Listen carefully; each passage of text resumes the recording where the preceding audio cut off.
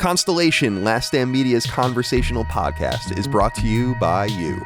If you want to learn how to support our podcast network, head to patreon.com/laststandmedia.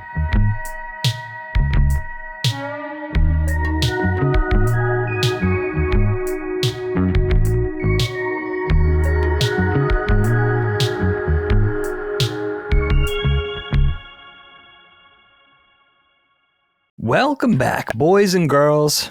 Mostly boys, let's be honest. It's time for yet another episode of Constellation, Last Stand Media's conversational podcast. For this last day of February 2025, I'm your trusty host, Dagster Moriarty. We're happy to have you with us today. Thanks for being here.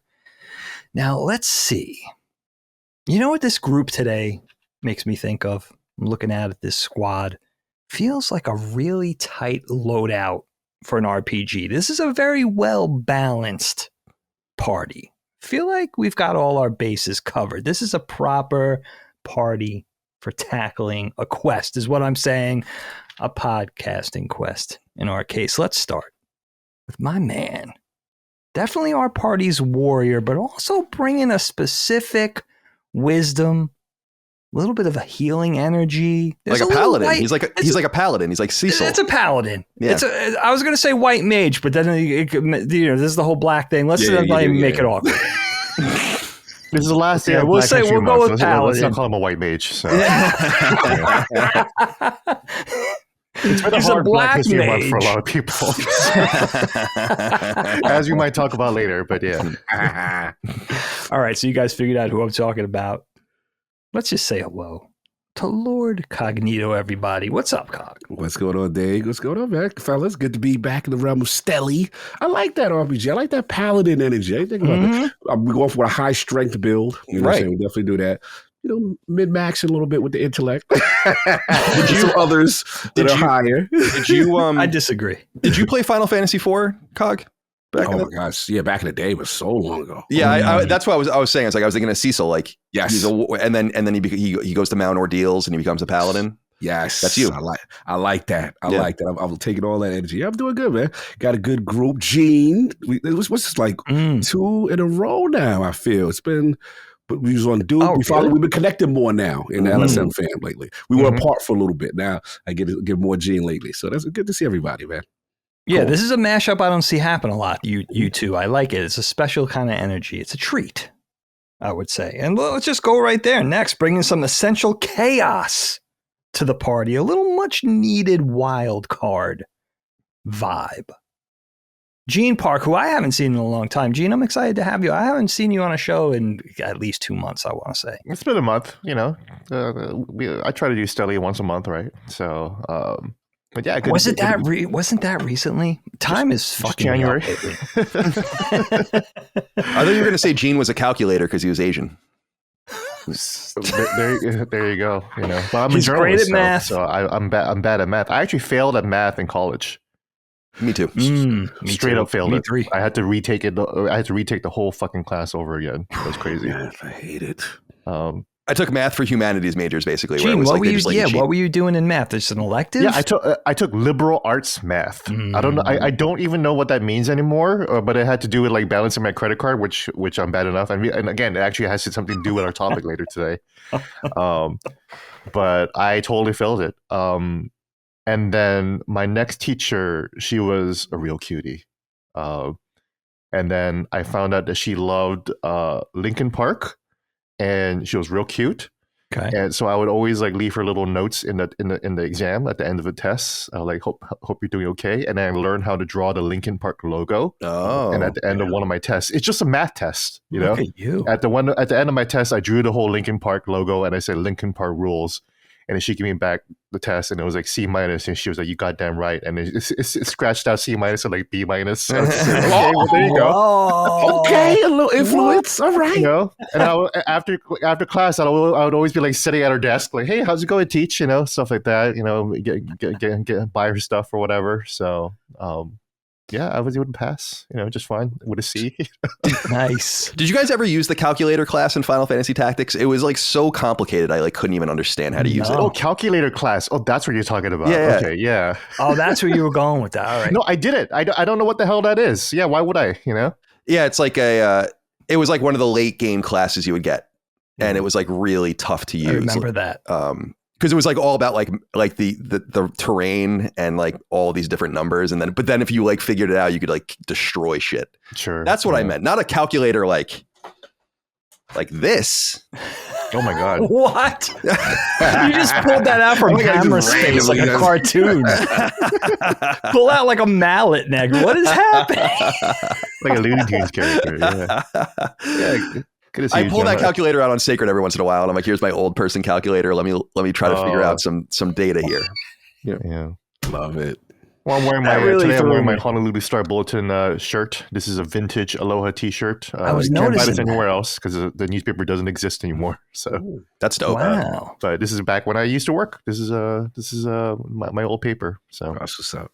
Oh, I see the writing now. I see it now. Yep. Yeah. Yep. Now that I look closely, wow, that's pretty cool. That's dope. Gene, I like your story. I like your version of like you found the apple for the teacher, but the very Gene Park version of the apple, right? On the desk. Yeah. I I like Linkin Park too. I just didn't like them enough to learn how to draw their goddamn logo. So, but I went the extra mile for teach, Yeah. Right on. I'm the only parent on the panel, but I could tell you my kids surpassed both me and Helene in math by 8th grade, which is a scary thing for a parent because, one of my kids is going off to college shortly. So when you get to that sort of pinnacle as a parent, and then you realize I can't help anymore, even if you needed help with your homework, which they never really do actually, but it's like, wow, you feel powerless. It's like you surpassed me in math because we're just mathematical idiots, my wife and I. No math prowess whatsoever. Dig, I always say when the equations start getting serious when there are no numbers in them. It's insane. It's like, what the fuck does this even say? It's like, how do you even understand this? FT and then like a D in parentheses over, Z. It's like, okay. That makes a rocket ship fly. It's like, okay, cool.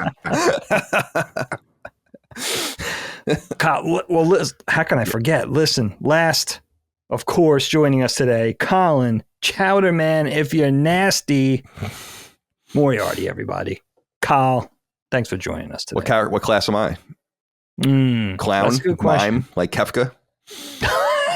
That's a deep cut. Dig, you're a bard like Edward. Oh, that would have been my last. I probably deserve that. So good to be here with you guys, and happy to hang out with you this afternoon. I was afraid you weren't going to be with us today. How come? I'm getting used to this. Oh yeah, I'm gonna. So my whole goal. A lot of people were complaining last calendar year, that I wasn't involved enough in this show. I was really overwhelmed last year. I'm still overwhelmed, frankly, all the time, but I kind of just bowed out because I'm like, I just have other things to worry about. We were also doing Sacred Symbols Plus 3 times every 2 weeks. Now that punching up is every week, that kind of ameliorated that problem for me, so I can be here. So my goal is, as I've said, to be here or summon sign every week or so. Sometimes, because of the way we schedule things, sometimes you'll have me twice in a week and then not the next week. But I generally want to be an average one of those a week.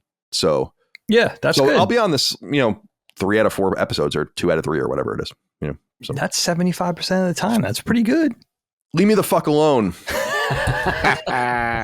Never tell me the odds. No, Colin will watch. Yeah, I know. Yeah, there's a lot of that. It hurts hurts me for everyone else because I'm like, that's so rude. But I understand. It's like I started this and all of the rest, and I get it. But yeah, but also it's like I'm not that interesting.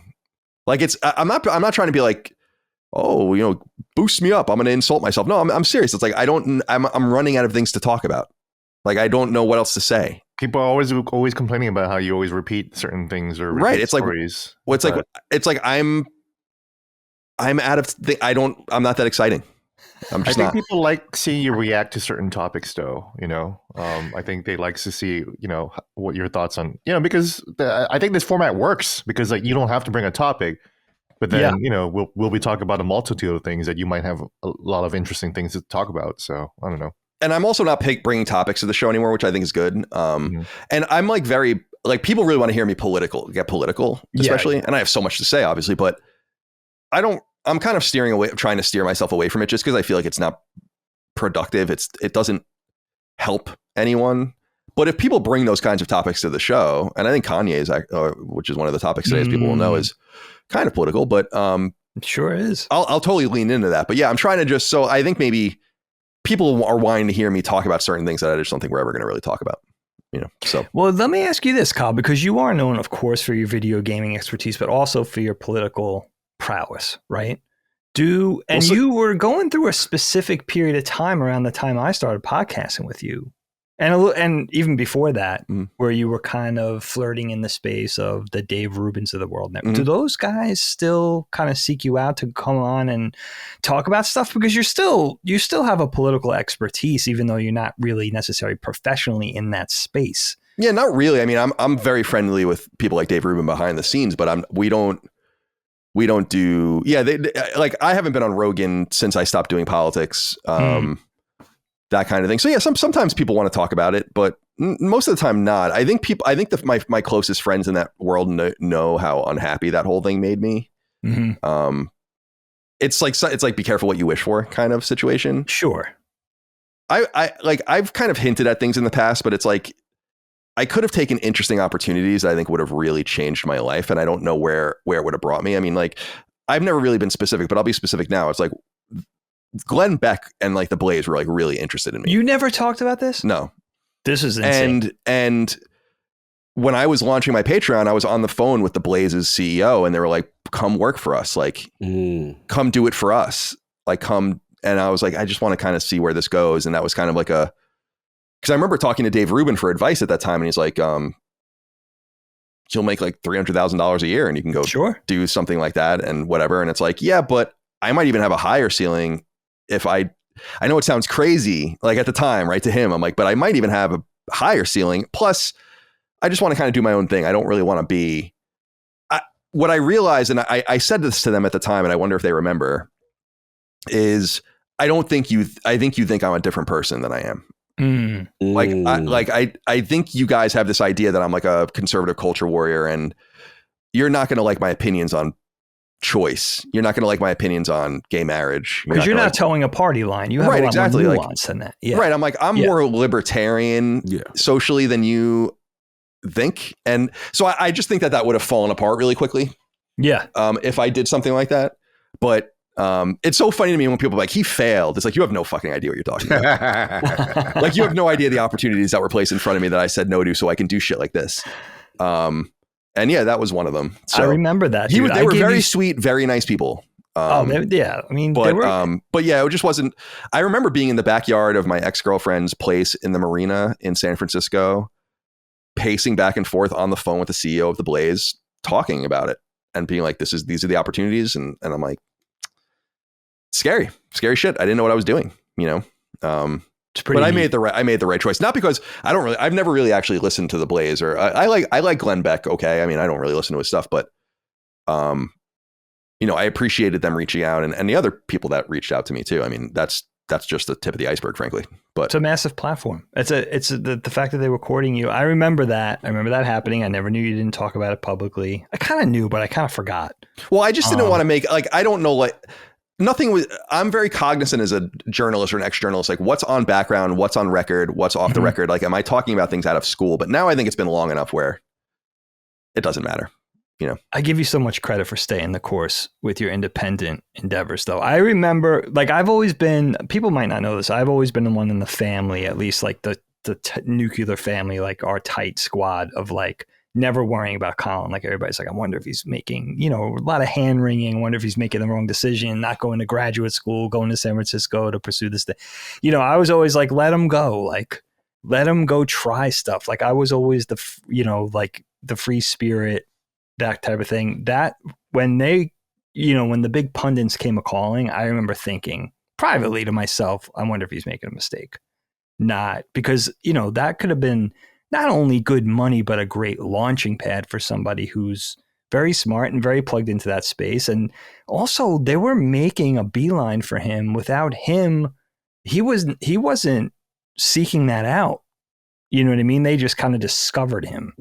And I thought that was really cool. But the fact that Colin stayed, I don't want to say, for lack of a better word, entrepreneurial, right? In the face of all that, so much credit for that. I don't know if I could have done that. Yeah, I mean, it's something I don't really think about too often anymore, I guess, because things worked out even better, but which is lucky. I mean, it's very lucky. Mm-hmm. And very fortunate. But yeah, I've had to kind of keep my mouth shut about a lot of things over the years, because it's like, that's definitely a common thing. Is like, oh, like he failed and he couldn't. It's like, no, when I'm telling you that it didn't make me happy and I didn't want to do it, I mean it. It really wasn't what I thought it was. It was because I didn't want to be a partisan. And so you have no place, really. It's not that I'm not partisan about things. I'm deeply partisan about certain things, but like I'm going to flop depending on what you're talking about. What we're talking about. Yeah. Like I'm not a party line business, company man at all. And so that I think that they would have discovered that about me very rapidly. And so other than being on Rogan a couple times and kind of being in that world for a little while and meeting some interesting people, and obviously being good friends with Dave Rubin and meeting a bunch of people through him, and being in touch with and getting to do cool shit, like getting paid to speak at the Ayn Rand Institute and like doing things that I could have never dreamed about, which was awesome. But that's so cool. But everyone's like, oh, he retreated back to games or whatever. And I'm like, yeah, I kind of did. And I was mega successful there too. But I just was trying to watch out for like what I thought was best for me long term. And I've said it over the years, and people, it's never stopped like the haters from hating, but it's like, you have no idea what you're talking about. You really don't, but that's true with a lot of things and a lot of people. So yeah, and you stuck to what you enjoyed. Yeah, which is that's saying a lot. I love games, dude. It was hard. That 2017 was the weirdest year of my life. So, and one day we should like get deep into it. It was the weirdest year because at the beginning for 3 months it was like kind of funny. Left, started Colin's Last Stand, and by the end of the year I was back to games, and we were still doing Colin's Last Stand into 2018, but it had kind of tapered off by that point. And I just was, and I also just don't feel like. I feel like I'm good at talking about talking about politics. And I know, I mean, a lot of people would dispute this, of course, but it's like, I know a lot about politics and I know a lot about history. It's like something I love, but I don't know that I was the best at editing videos. I don't know that I was the best at making thumbnails. I don't know that I was the best at getting my stuff out there. So who knows, man, but it is what it is. Look how it all worked out. Yeah. It worked out. Look at you. It's very, it's strange. It's strange how it all worked out, but it did. By the way, Kyle, just your pose right now, the arms, the guns. I don't know. We have to get to the gun show. Oh no! I'm sorry. I'm just holding. I'm like basically stretching my back out. No, I haven't lifted in like over a month at this point. Oh, it's been a while. It sucks. I went. I'm sorry.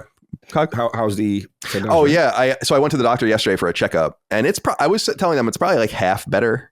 Now, so it definitely is improving, but they gave me actually it's right here, a referral for a physical or an orthopedic surgeon to like just go talk about things, I guess.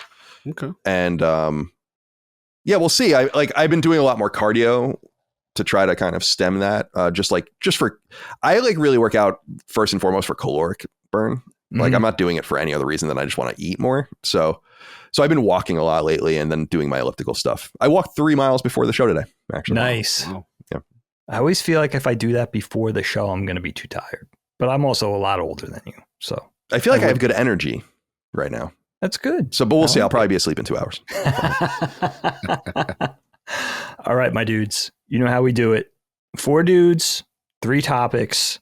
And I think in the interest of calling out the order today, this curating our specific topics for today, I think I'll do, if it pleases my co-hosts, I'll do Gene, Cog, and then I'll bring up the rear myself, just in sort of the cadence and the tone of the topic. So Gene, I want you to start. This is a timely one. This is a fun one. And I think we're all going to have a lot to say about this one. Go ahead, my friend. Yeah. My topic today is none other than the gentleman known as Mr. Kanye West, Mr. West. I was actually hoping to hop on. I actually asked Micah if I can hop on Stelly the week of his Twitter explosion. where he was just tweeting nonstop about, I am a Nazi, and I already forgot so much of it because I stopped paying attention. But Elon had to shut him down because at a certain point, the only thing he was tweeting was porn videos. And he was just like ripping straight up porn videos from like his favorite porn videos and just posting it. I didn't even know about this. I didn't know it got that far. It was just like, and it's not even like good porn. Like it's definitely not the porn that I would watch. It's like kind of makes it better. It's like really grimy, like porn. Like it's like filmed on your phone. Like bad lighting and stuff. Yeah. Really bad lighting. Yeah, there's no other lighting besides like the flash camera on the phone or whatever.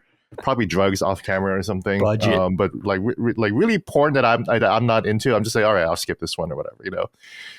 But he's also been famous for having a porn addiction. He's definitely talked about that a lot, and clearly doesn't seem to be doing much about it. Sharing. He had that many videos. I look, I love porn. I've been watching porn. Maybe this topic should have been porn. That'd be a funny topic someday. But I've been watching porn since I was a kid. The first porno I ever saw was a core memory of mine. How old were you, Gene? I was, I think I was like, the first porn magazine I saw, I was like 5 or 6, straight up. It was one of Grandpa's. That's funny. It's a core memory of mine too. Yeah. And like it was a magazine, and I remember seeing like both like the asshole and the vagina, and I was too young. I didn't know which one was which, so I clearly thought the vagina was the asshole because that's where all the poop comes out, right? And like that's like the bigger part, so it's got to be where the poop comes out. Sorry, guys. It's getting. We went to 60 so fast. Demonetized. I mean, we're talking about Kanye West, so we have to be a little vulgar here. Right? He is a guy who, after all, says, "God, what is that stupid ass line? Bleached asshole."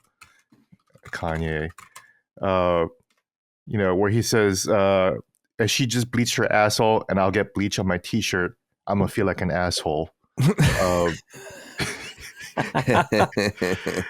He's always had bars like that. But I wanted to talk about Kanye because up until, I guess, about 2 months, up until time when he started saying slavery was a choice, that was when I tapped out of Kanye. But up until then, Kanye was probably the most influential person on my personality, on my outlook. A lot of our listeners talk about how I'm always bragging about stuff, how I'm very boastful about stuff. That's all from Kanye. I learned all that from Kanye,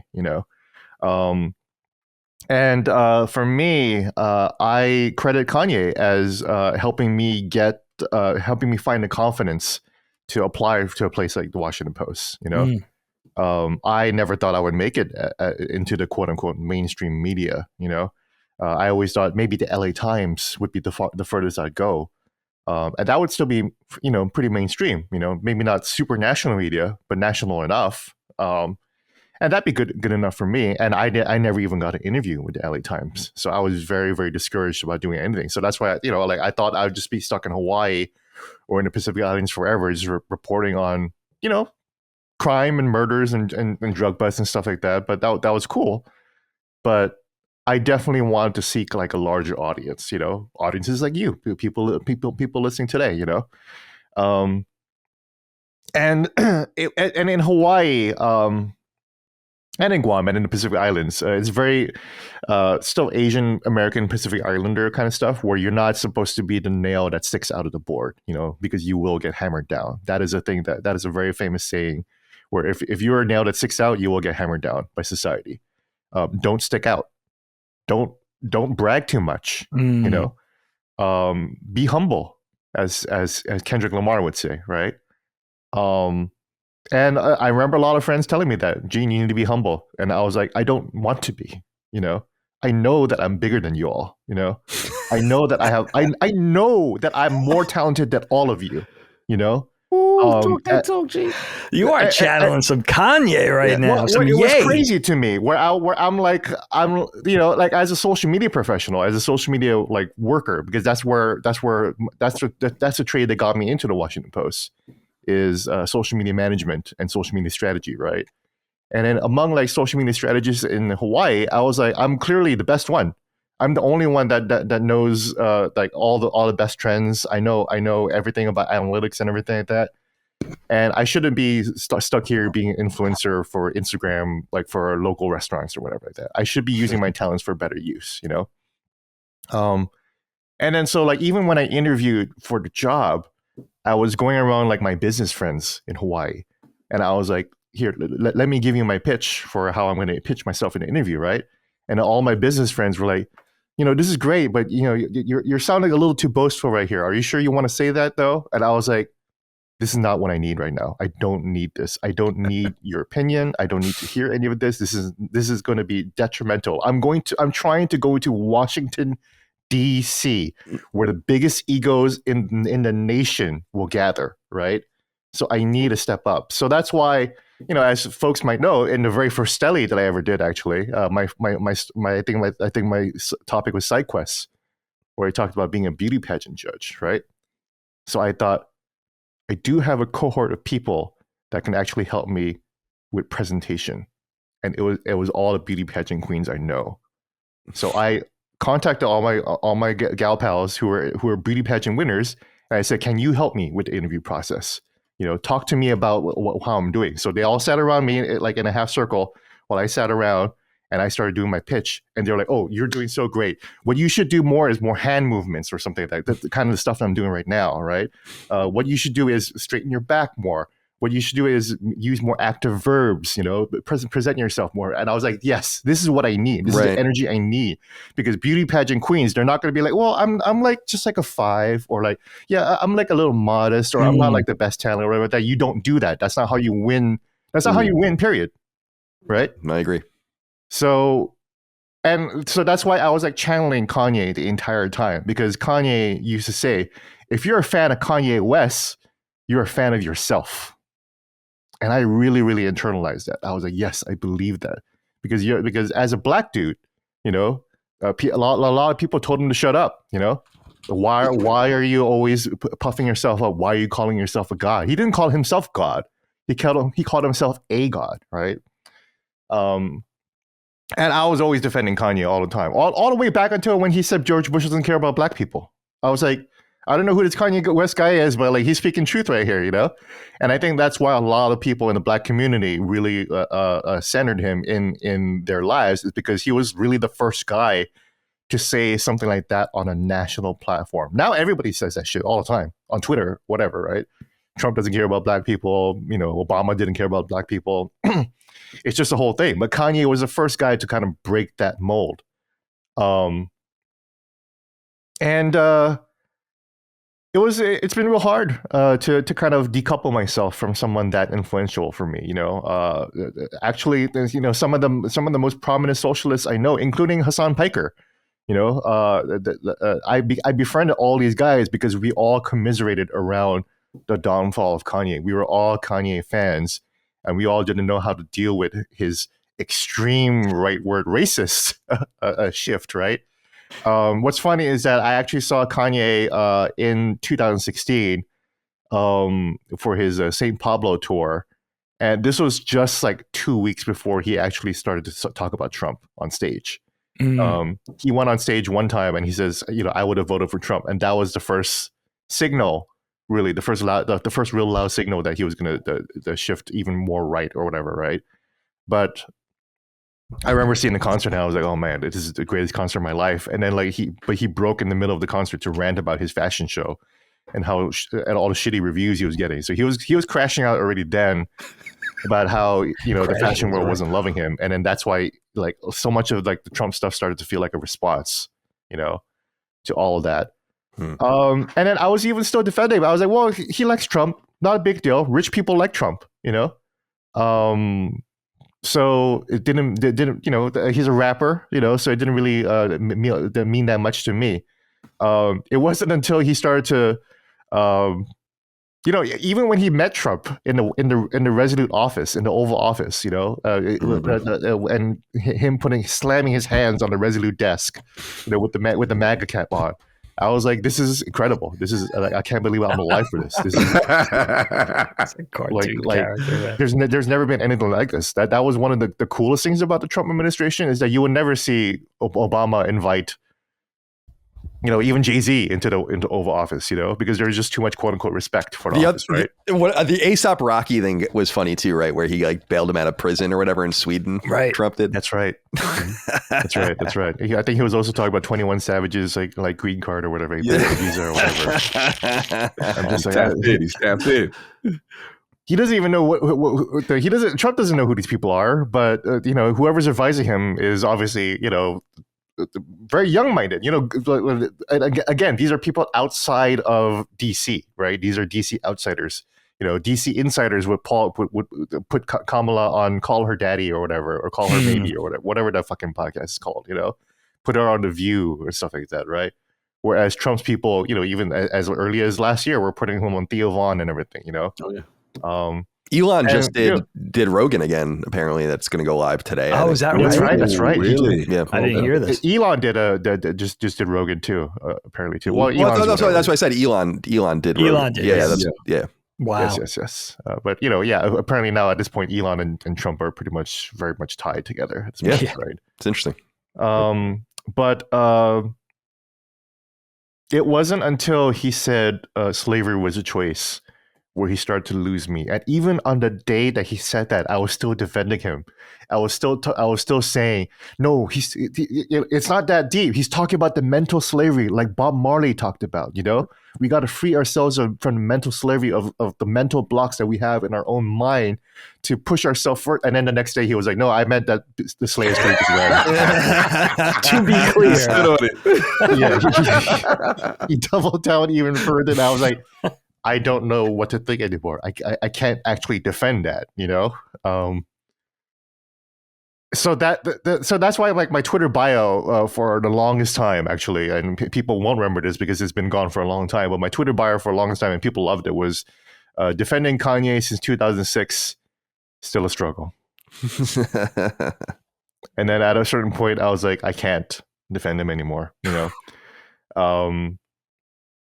And then he started crying about, how he almost aborted his first child, and that was the impetus of Kim starting the divorce proceedings because, that was crazy. It was really sad to see too. That was when I started to think, okay, well, he's mentally definitely troubled. I believe that he definitely needs mental health, and he's not getting it, and no one around him is getting it, and he doesn't want it clearly. So I really don't know where to go with this topic, to be quite honest. I'm a little lost. Kanye was special though because he was so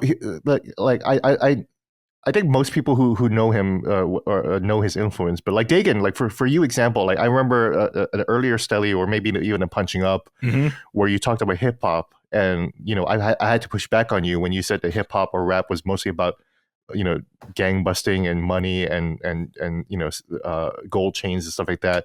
And I was like, no, Dagan. First of all, hip hop was never like that in the first place. Wait, I said this? Yeah, you remember this. You kind of. It was like 2 years ago, bro. Like a long time ago. But it's stuck in my head, right? Remind me. But I had to be like, no, hip hop wasn't always like that, and hip hop hasn't been like that because of Kanye. Hip hop started to become more the machismo, gang banging, showing off 50 Cent kind of style of bravado because of the 90s, because NWA, Dr. Dre, Snoop Dogg, all those guys were so huge and so dominant in culture, and they kind of set the standard for what the rest of hip hop culture would look like, because they were the ones who taught the mainstream companies, oh, hip hop is profitable. I can make money off white people through this. That's an important thing. You need to be able to make money off a lot of different people, including white people, including Asians, whatever, right? And then so it was really the bravado of hip hop that really attracted people to it. Kanye was different. Kanye was the guy who was not really into conscious hip hop, but his sound was so good for it because he always relied on old soul tracks. Really obscure R&B and soul tracks from the 70s or 60s or even 1940s. And he would flip those around and turn them into really, really interesting beats. And that's why he really got started with like people like Common, Talib Kweli, right? And that was when I started first hearing him. I back in the 2000s, I had a whole bunch of mixtapes with Talib Kweli, and I was like, man, this beat is so awesome. Who's the producer? Who did the beat? Yeah, Kanye West. Okay, and then Thanks. Kanye West did Jay-Z's The Blueprint, right? Yes, And that was like a landmark. That was a landmark album, and he even gives Jay-Z even gives shout out to Kanye. I forget, but he was like, the Kanye West, you're the best, Yep. And then that was kind of what started the real story of Kanye. And Kanye wanted to rap himself, and then he released his College Dropout, and that is what clearly one of the best albums of all time. He talked about Jesus. He talks about black Jesus families Walks was hard. growing up in black neighborhoods, but becoming a dropout, basically, but he was coming from a background of like not poor, but like a middle class black man, college educated, but he went to art school, and he was giving voice to folks who aren't gangbangers. He wasn't wearing the baggy clothes. He was wearing skinny jeans. He was the guy who started the skinny jean trend. He was wearing polo shirts, Ralph Lauren. He was huge into luxury items, which is a great segue into one of our later topics. But he loved Louis Vuitton. He called himself the Louis Vuitton Don, right? And that's why, like, I got obsessed with Louis Vuitton because of him. I started to buy Louis Vuitton shoes. I started to buy Louis Vuitton shirts. I have a pair of Louis Vuitton flip flops that I still use to this day. It's like 11 years old, but I still wear it to this day because they're that good. They were $700. But he was kind of the guy who kind of reshaped hip hop into what it is today. He paved the way for folks like Drake. So Drake is the guy who's always complaining about how his girls are cheating on or everything like that, and like that's not rap from the 90s. You sound like a pussy if you're always complaining about women leaving you, right? But Drake, Kanye made 808s and Heartbreak. And that was the middle album where he stopped rapping and he started singing, and that is the album that kind of like created the 2010 sound of hip hop. That was eventually dominated by Drake.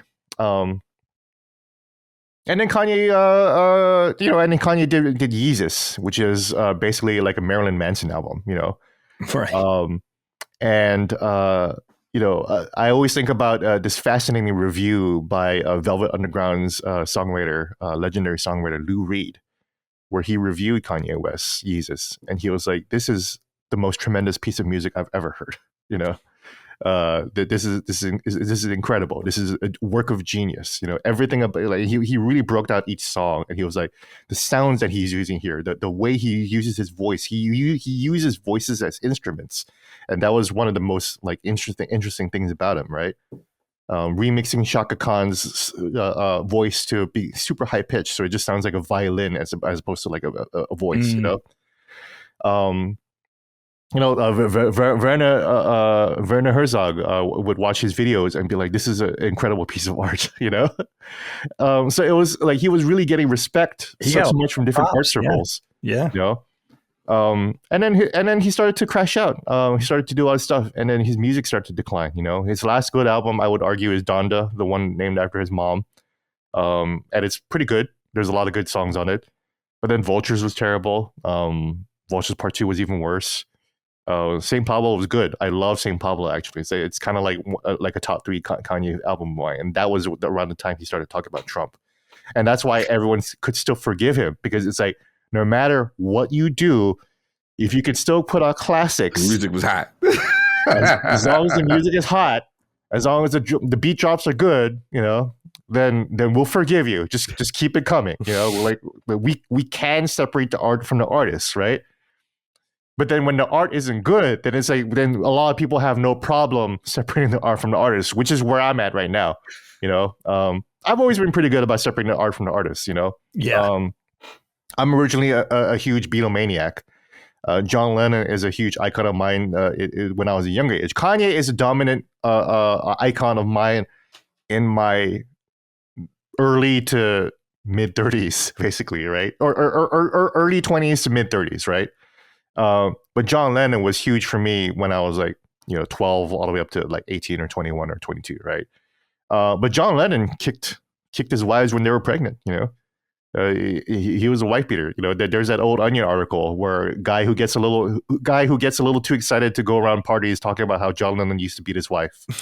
That was me. I used to be like, hey, did you know that John Lennon used to beat his wife? Well, I had no problem with that because the guy made the most beautiful music of all time. So it's like, okay, well, clearly when you have that level of talent, something's going to be off somewhere else. And it's clearly, being good people, being a good dad, stuff like that. That's all tough to do. Kurt Cobain, another huge influence of mine, probably the biggest influence overall in my life. Just off himself. So it's like. And he was a heroin addict, So early on, I was very, very accepting of people who had faults. But Kanye went a little bridge too far when he said slavery was a choice, and then everything else straight up being, even when he was on Alex Jones and he had that mask on. That was right? I forgot about that. And then he had this. He stopped by a store, and he bought a net and a bottle of Yoo-hoo. Just so he can make a pun on Netanyahu. And that's a lot. It was a lot. And then he was like, I love Hitler. I love being a Nazi. And even Alex Jones was like, okay, well, Hitler was a bad. Even he made Alex Jones look reasonable, right? Yeah. And even then at that point, I was like, oh, maybe this really has been a project. Maybe he is delving into the sphere to expose the hypocrisies and how it's really a grift. Alex Jones doesn't really believe. Your third eye was open with all of this. I like this. You was a fan. I like this. I thought he was trying to expose Alex Jones for being a fraud. It was like he doesn't really believe in being a Nazi. I'm the true Nazi. Look at Alex Jones. Like he can't even back up what the ridiculous shit I'm saying. It's all a grift. They just want your money. They don't really care about any of the politics or anything like that, right? And then he just kept doing it too, and he's still doing it. Like that Alex Jones thing was 2 years ago. Like he did that while I had cancer, like when I was like deep in like treatment, like in the worst parts of my treatment.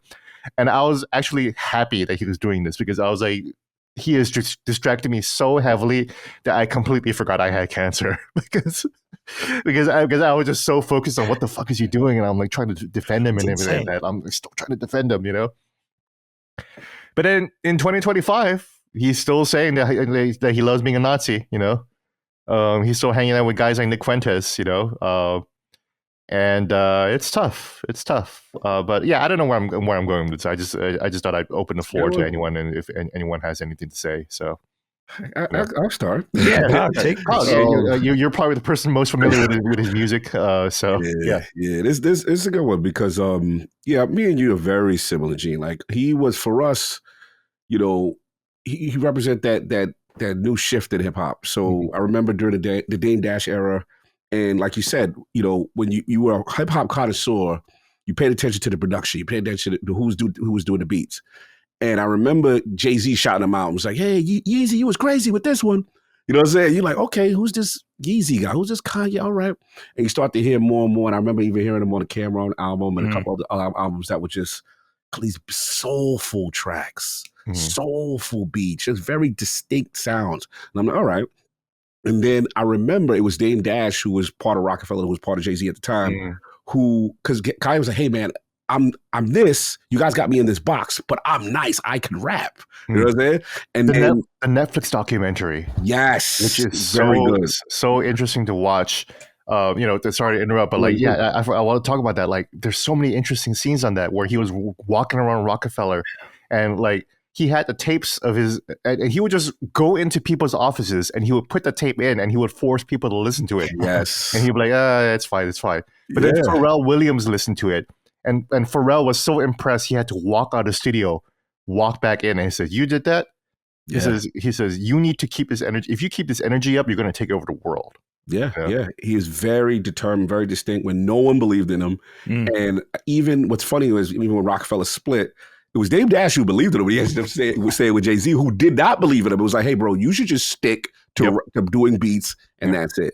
So yeah, Pete, Kanye, and then obviously you talked about the College Dropout album, which was such a classic, and why he was beloved by us was that because again, you said it perfectly. He was like, not the nerdy kid, but he had a little swag to him. He had fashion. He wasn't on no hardcore gangster, shoot 'em up, baby. It wasn't none of that. So it was unique. And it was an honesty to it. It was like you could be a regular dude and still contribute and have a space, you know what I mean? Have a place in the space, in the culture. So I think that's what, and he also reminded me of like the evolution of what the backpack era to me. That got to me, because I came from the backpack era, those guys who were super lyrical, super nice, but they were very conscious. But he had his faults. He's like, yo, I like designer stuff. I like fly stuff. And it was an honesty to it. Even with Jesus Walks, he was talking about like, I'm sitting, I'm doing all this stuff, but I really need to be paying attention. It was a creative honesty that we all loved about him. So yeah, I think for me, peak was probably Late Registration, the joint with Jamie Foxx. Late Registration is my favorite one. Yeah, classic.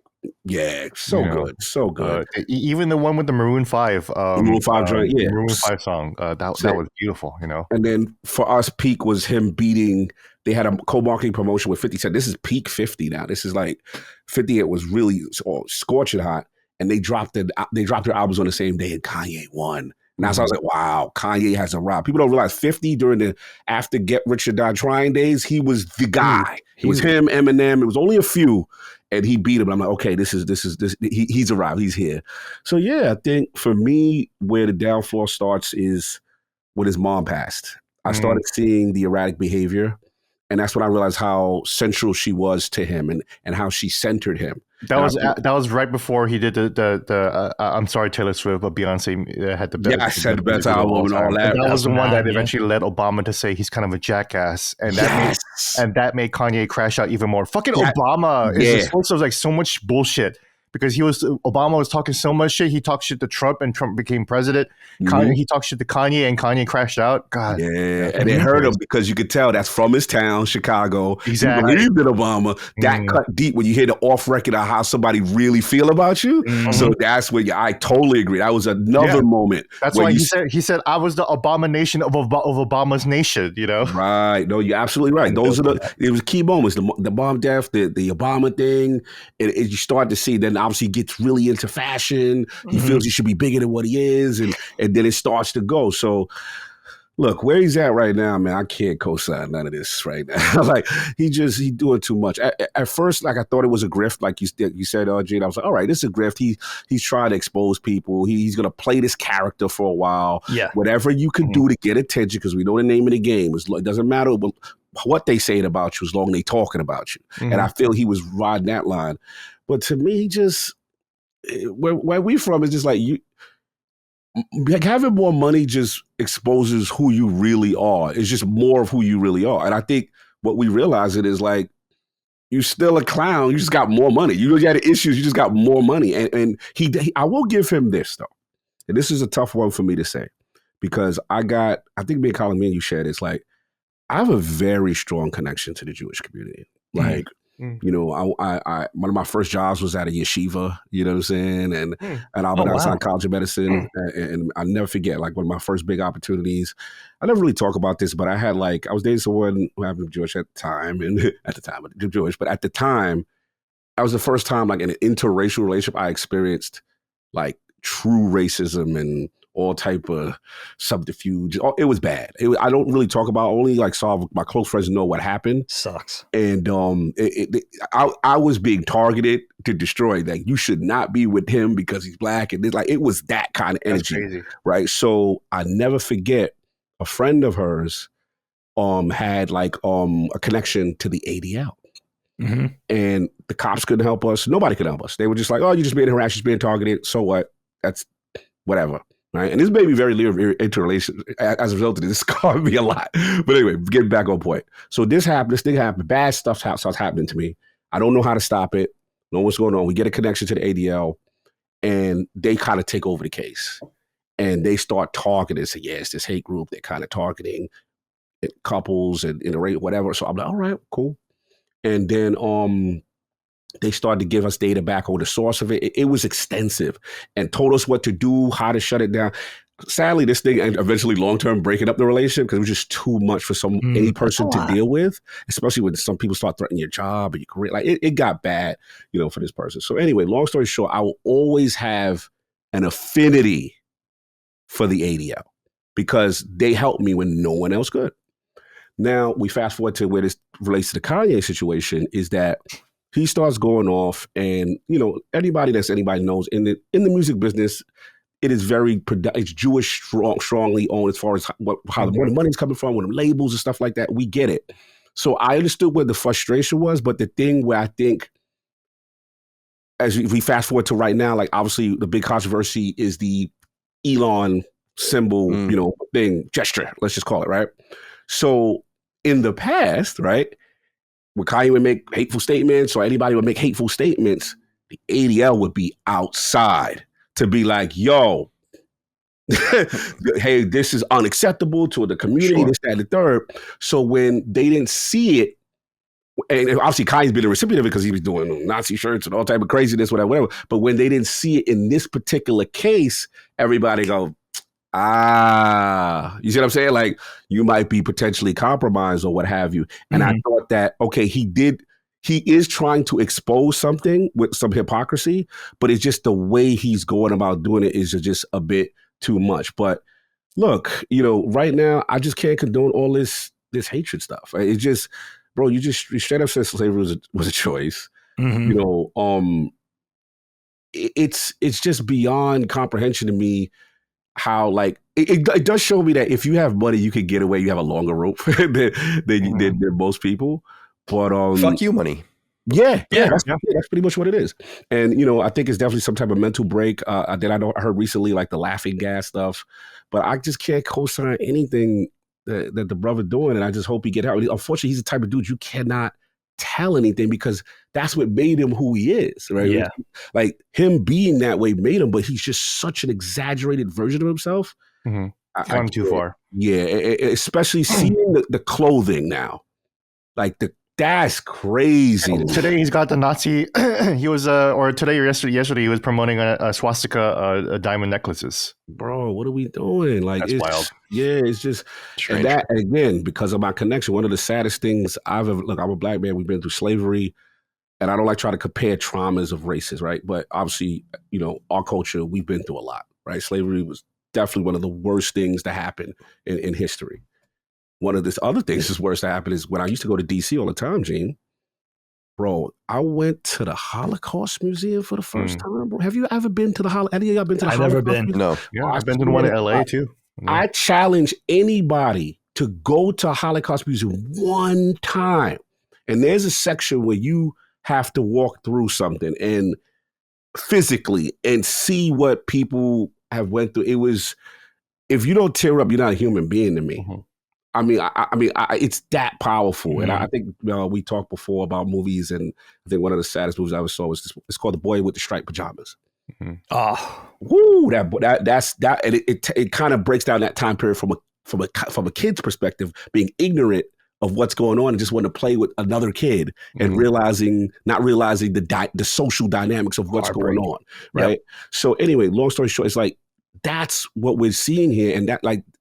For him to be doing what he's doing is just wild to me. So, yeah, I can't co-sign anything the brother doing. I just hope he gets help. And we'll always try to separate, like you said, Gene, the person from the art. And I've had people that I love their stuff, and they've done horrible things that I just don't agree with. But he's just so far gone, and it's just like I don't know if there's any coming back for him right now because he just seems so stuck to what he's trying to do. But I just want to get it off of you because it's tough. I get your thing. It's you got genuine love from everything he's done and how much he's inspired us, stuff like that. But to how far he's fallen, it's wild to me. But something like that. Yeah, I've never seen anything like this. I've never I've never had a celebrity do this. Michael Jackson, it's similar to Michael Jackson because Michael Jackson started to really lose himself too. But it never got this far, It's John Lennon, John Lennon. I feel like would be terrible on Twitter, but that's not going to happen. We'll never know that reality, Kurt Cobain probably would have stayed good the whole time, Yeah, maybe. But like Eddie Vedder is still a good guy too, But Kanye, I've just never seen anything like this. Yeah, it's wild. It's a wild time to be alive at the same time as Kanye, for sure. I'll just jump in here quick to just drop a few thoughts. Kanye became relevant and big when I was in college. So the 3 records that I know, and that's really the extent of it, is the College Dropout, Late Registration, and then Graduation came out like when I was first at IGN. That's a run right there. Yeah. And that's so like Gold Digger, I think, is on the 2nd record. I remember that being like huge at college parties and stuff like that. And was that Diamonds and Sierra Leone? Like a few other random songs that they released from those records. Like good, really great stuff. And I've said before, and it's very trite because it's so clearly a superior song, is like Flashing Lights specifically is really an incredible, it might be like one of the most incredible hip hop songs ever that I've heard. I'm not like any expert, but I do listen to a lot of hip hop. It's up there. Yeah. Sonically, right? Yeah. Like it's like the beat, you can tell it comes from a person who both produces music and then can rap over it. And I love the video as well. The lyrics are insane. Like if you, and I did this recently and I just pulled it up again, is like if you go to like Genius and look up the like Lyric Genius and look up the lyrics of the song, like each line the lines are great and they speak for themselves, but each line is also like so much deeper even. Like referencing this song or this thing or whatever. So like that there's a for people like me, there's like a base level of lyricism that's just like insanity, including I hate those N words more than the Nazis, which is strange. Which is a line in there as well. Can we, Mike and I were talking about this recently because I think I brought up, ironically. No, Colin, you can't say that N-word. You thought that was the transition? No. But the song, I was using the song, and we can beep it out if we want. I'll make up, but Paris. I brought that song up because I love that song, which is a Kanye song. Classic. And I was like, why can't I say that? Like, I'm not hard R dropping. I'm not saying it out of line. Like, why can't I say that? Or like when I've become more comfortable in my own home, of course, like just rapping along to the lyrics, not dropping out when something bad is saying. It's like, you know what? Whatever. Like, it's the song. I'm not going to go out and start dropping the words. So no, I'm not looking for a pass. Doing the parental I sometimes say to Micah that I have the N-word pass by virtue of our marriage. You invited to the cookout. Okay. By default. I think it's okay to say as long as no one else is hearing it. Yeah, right? Like but it shouldn't be a practice. I agree. Yeah. I totally agree. So yeah, like I think about a lot of the stuff that I know. Like I'm not familiar with most of the discography, but I love it. And as far as like his cultural relevance is almost lost on me because I'm just not in that world of hip hop fashion, like high fashion, expensive things. Like it's not, so he never really spoke to me through that. Although I think like my own, jeans getting skinnier, those kinds of things probably do permeate in some way and radiate from people like him. So you have to respect that. But I think like the Nazi iconography, like this would be another interesting topic. As we were saying earlier, we've already drawn a few other topics that we can pull out later on another show, but it's like just the overuse of Nazism, the iconography, calling people Nazis, saying you're a Nazi, brandishing the swastika and all the other iconography. I find it just strange. Like, no, Kanye, you're not a Nazi. Like, you know what the Gestapo would have done to you? They would have fucking bashed your face into the fucking concrete and killed you in front of everyone for even deigning to say that you were a Nazi. You're not a Nazi.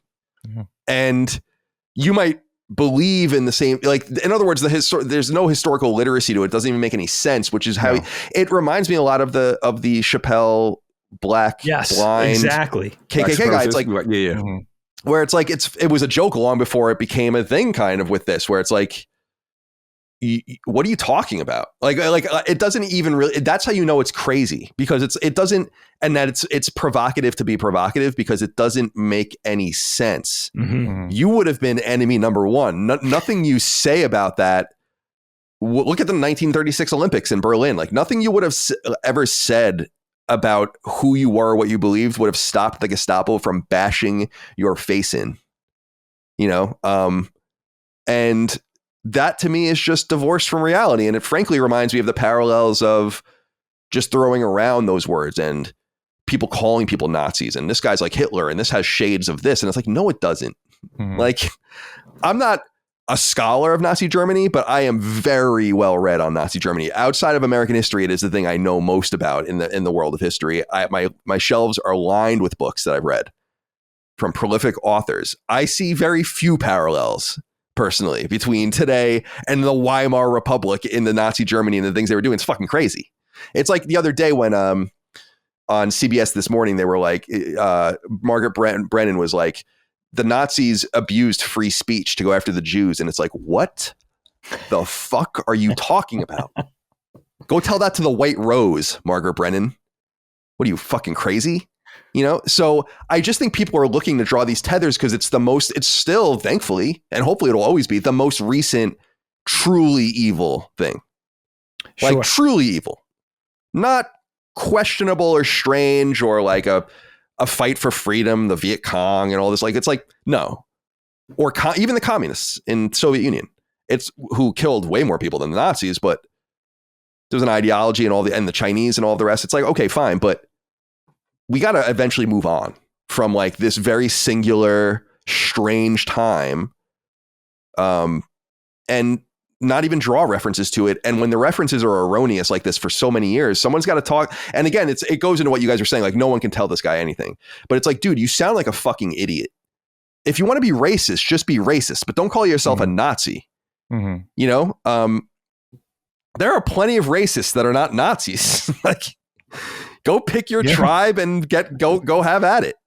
You know? But like, that to me, that's just the mental illness thing. And I wrote this in my notes because I wanted to make sure I brought this up, is like, when a person is this stubborn and won't be helped, I'm of the mind that you got to let it happen. And now you become an oddity in society, never to be taken seriously again. But while I think we're very overexposed in the United States towards, we have like an affinity for pharmaceuticals and like antidepressants and SSRIs and all of that. And I think they've been beneficial to me, but it's also true that I probably could have put my shoulder into things. And in earlier generations, time immemorial, I would have had no choice. In other words, I'm saying we're all over medicated. I don't think that dude's over medicated. This is one of the things where it's like, no, mental illness really does exist. And I think a really important point, I wonder if Dagan, how you feel about this, especially although I think you might all have thoughts on it, is like, the greatest art is always made on a razor's edge. No one makes great art drawing from nothing. That's nonsense. It's never happened. Sure. Not one fucking time has someone made something meaningful and it didn't mean anything. And I hate when people act like it, or even, I think Cormac McCarthy was one of those kinds of people where he's like, well, it's just like, whatever the fuck ever. Yeah. And I'm like, no. Very reluctant to talk about it. I don't think so. Yeah. Like, I don't think so. And so I think that like, is what Gene was saying earlier about like, how would these different people be on Twitter or social media or whatever? Like, I always think about just the madness within, you know, I was listening to something recently about a guy named John Dee, somewhat obscure figure in British history from the court of Elizabeth, who was both like a brilliant astronomer and cartographer, but also like an alchemist, and would like, talk to like angels and mirrors and like do all sorts of crazy shit. And people didn't know what to make of him. People didn't know what to make of him.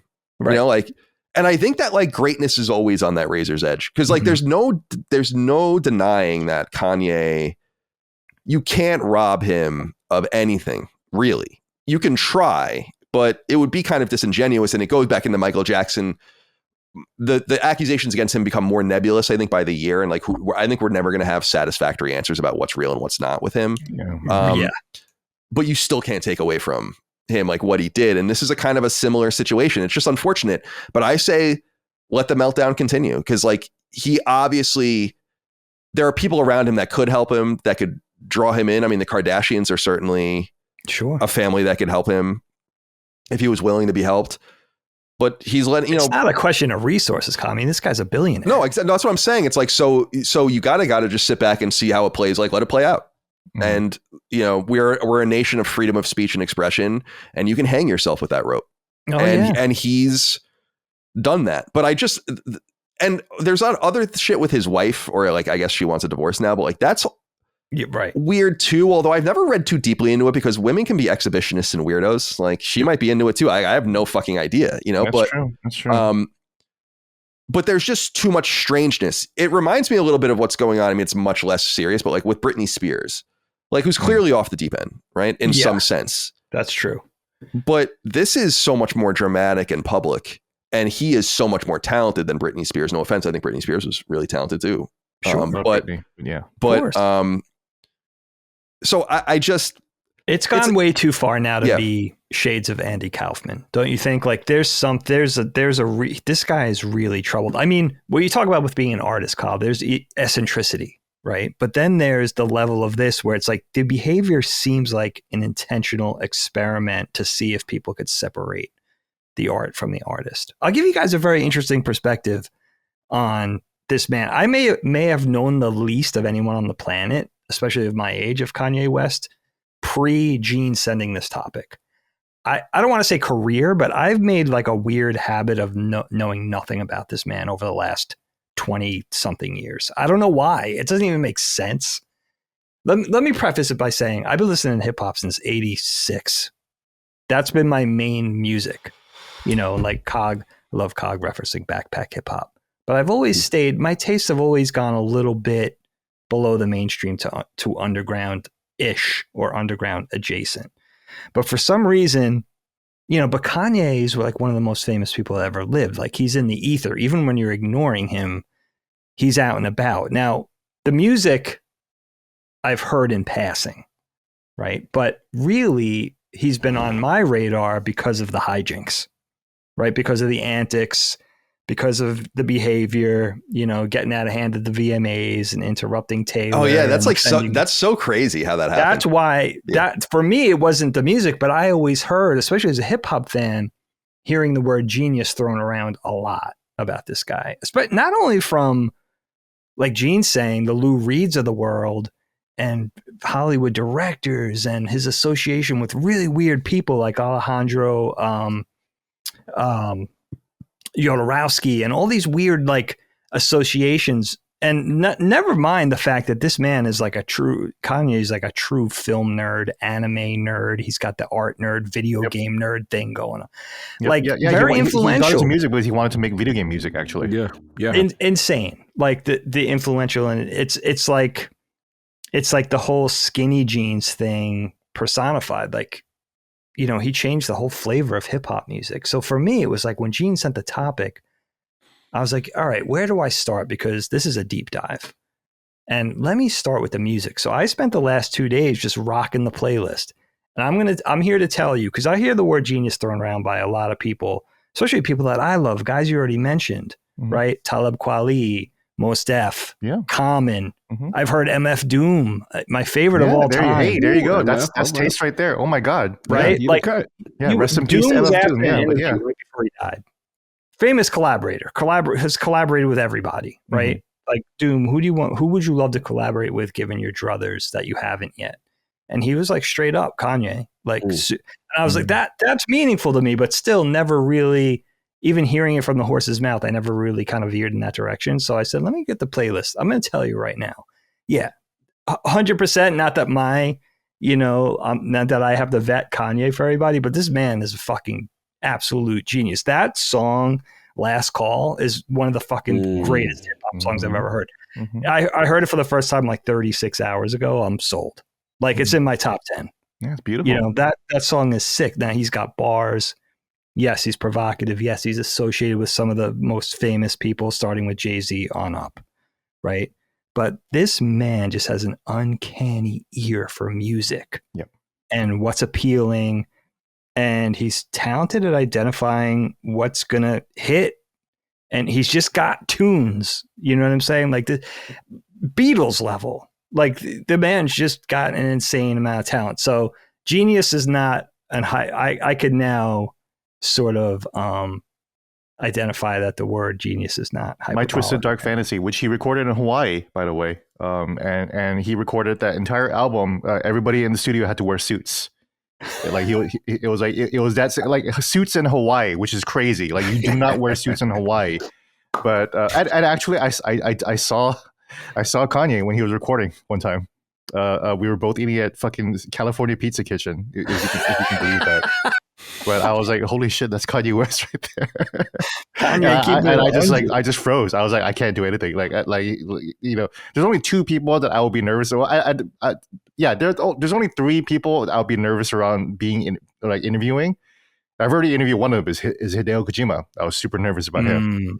But the other 2 would be Kanye West and Bob Dylan. Oh man, goats.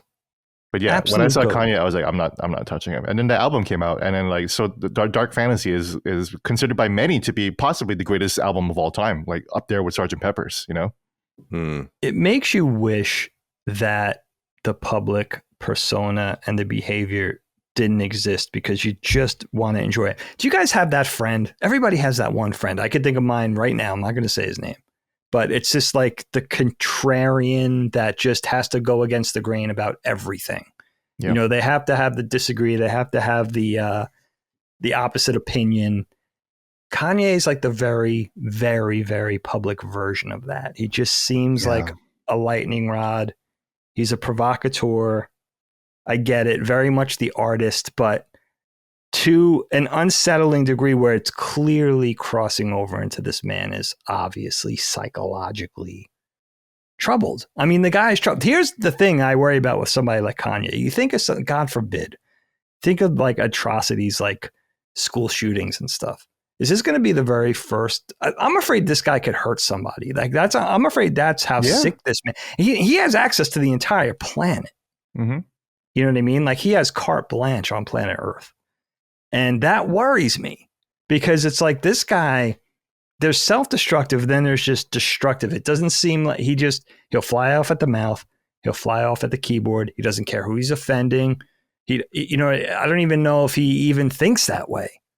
You know what I mean? He's just, controversial is just kind of an understatement for him. Mm-hmm. It's completely unchecked. I will say this for him, outside of the poor judgment on social media and the things he says and, the provocative and hurtful shit. When you listen to his music, and even when you listen to him in interviews, he gives respect and he gives love to his forefathers, whether it's Jay-Z or Dre or Common, both coming from Chicago, or Tribe Called Quest, or, people that, by the way, may have paved the road for him, but that he's become 10 times bigger than. Talking about Talib Kweli in the song, yeah, he's a great lyricist. Hip hop people know him as one of the goats, but Kanye's 100 times bigger than Black Star is ever going to be. Black right? Star, yes, exactly. Yeah. So you know what I'm saying? So the fact that he does give love and he does give respect, it's a shame because there are a lot of positives there. It's almost like, and also when it comes to money and when it comes to fame, this stuff, this kind of mouthing off in social media and the bad behavior that he gets up to, it can't be for money. It can't be for fame. Like he has he's maxed out. So what is it? What's the sort of intent? It's really mysterious. Now I'm paying attention twice as hard because now I could confirm that, yeah, this man's music is unbelievable. I mean, it only took me 2 decades to get down with it. Right. But it's like, wow. It was kind of cool to see, to confirm what everybody's been saying for years. Like, wow. Yeah. Unbelievably talented. And all the more is the shame for it. It's like, wow, this is pretty, it's amazing. He should just put the energy back into the studio and to his creative endeavors. That's what we're all saying, man. Like, please, the music videos and everything that he's done. Well, that's why when he started to do the Trump stuff, one of the DJs, Ebro, over Hot 97, was like, "Can you just please put this stuff into music? Put it into bars at least, because that is the best way you can communicate." And Kanye told him, "Oh yeah, okay, I'm going to do that then. Watch this track next week. I'm going to break it all down."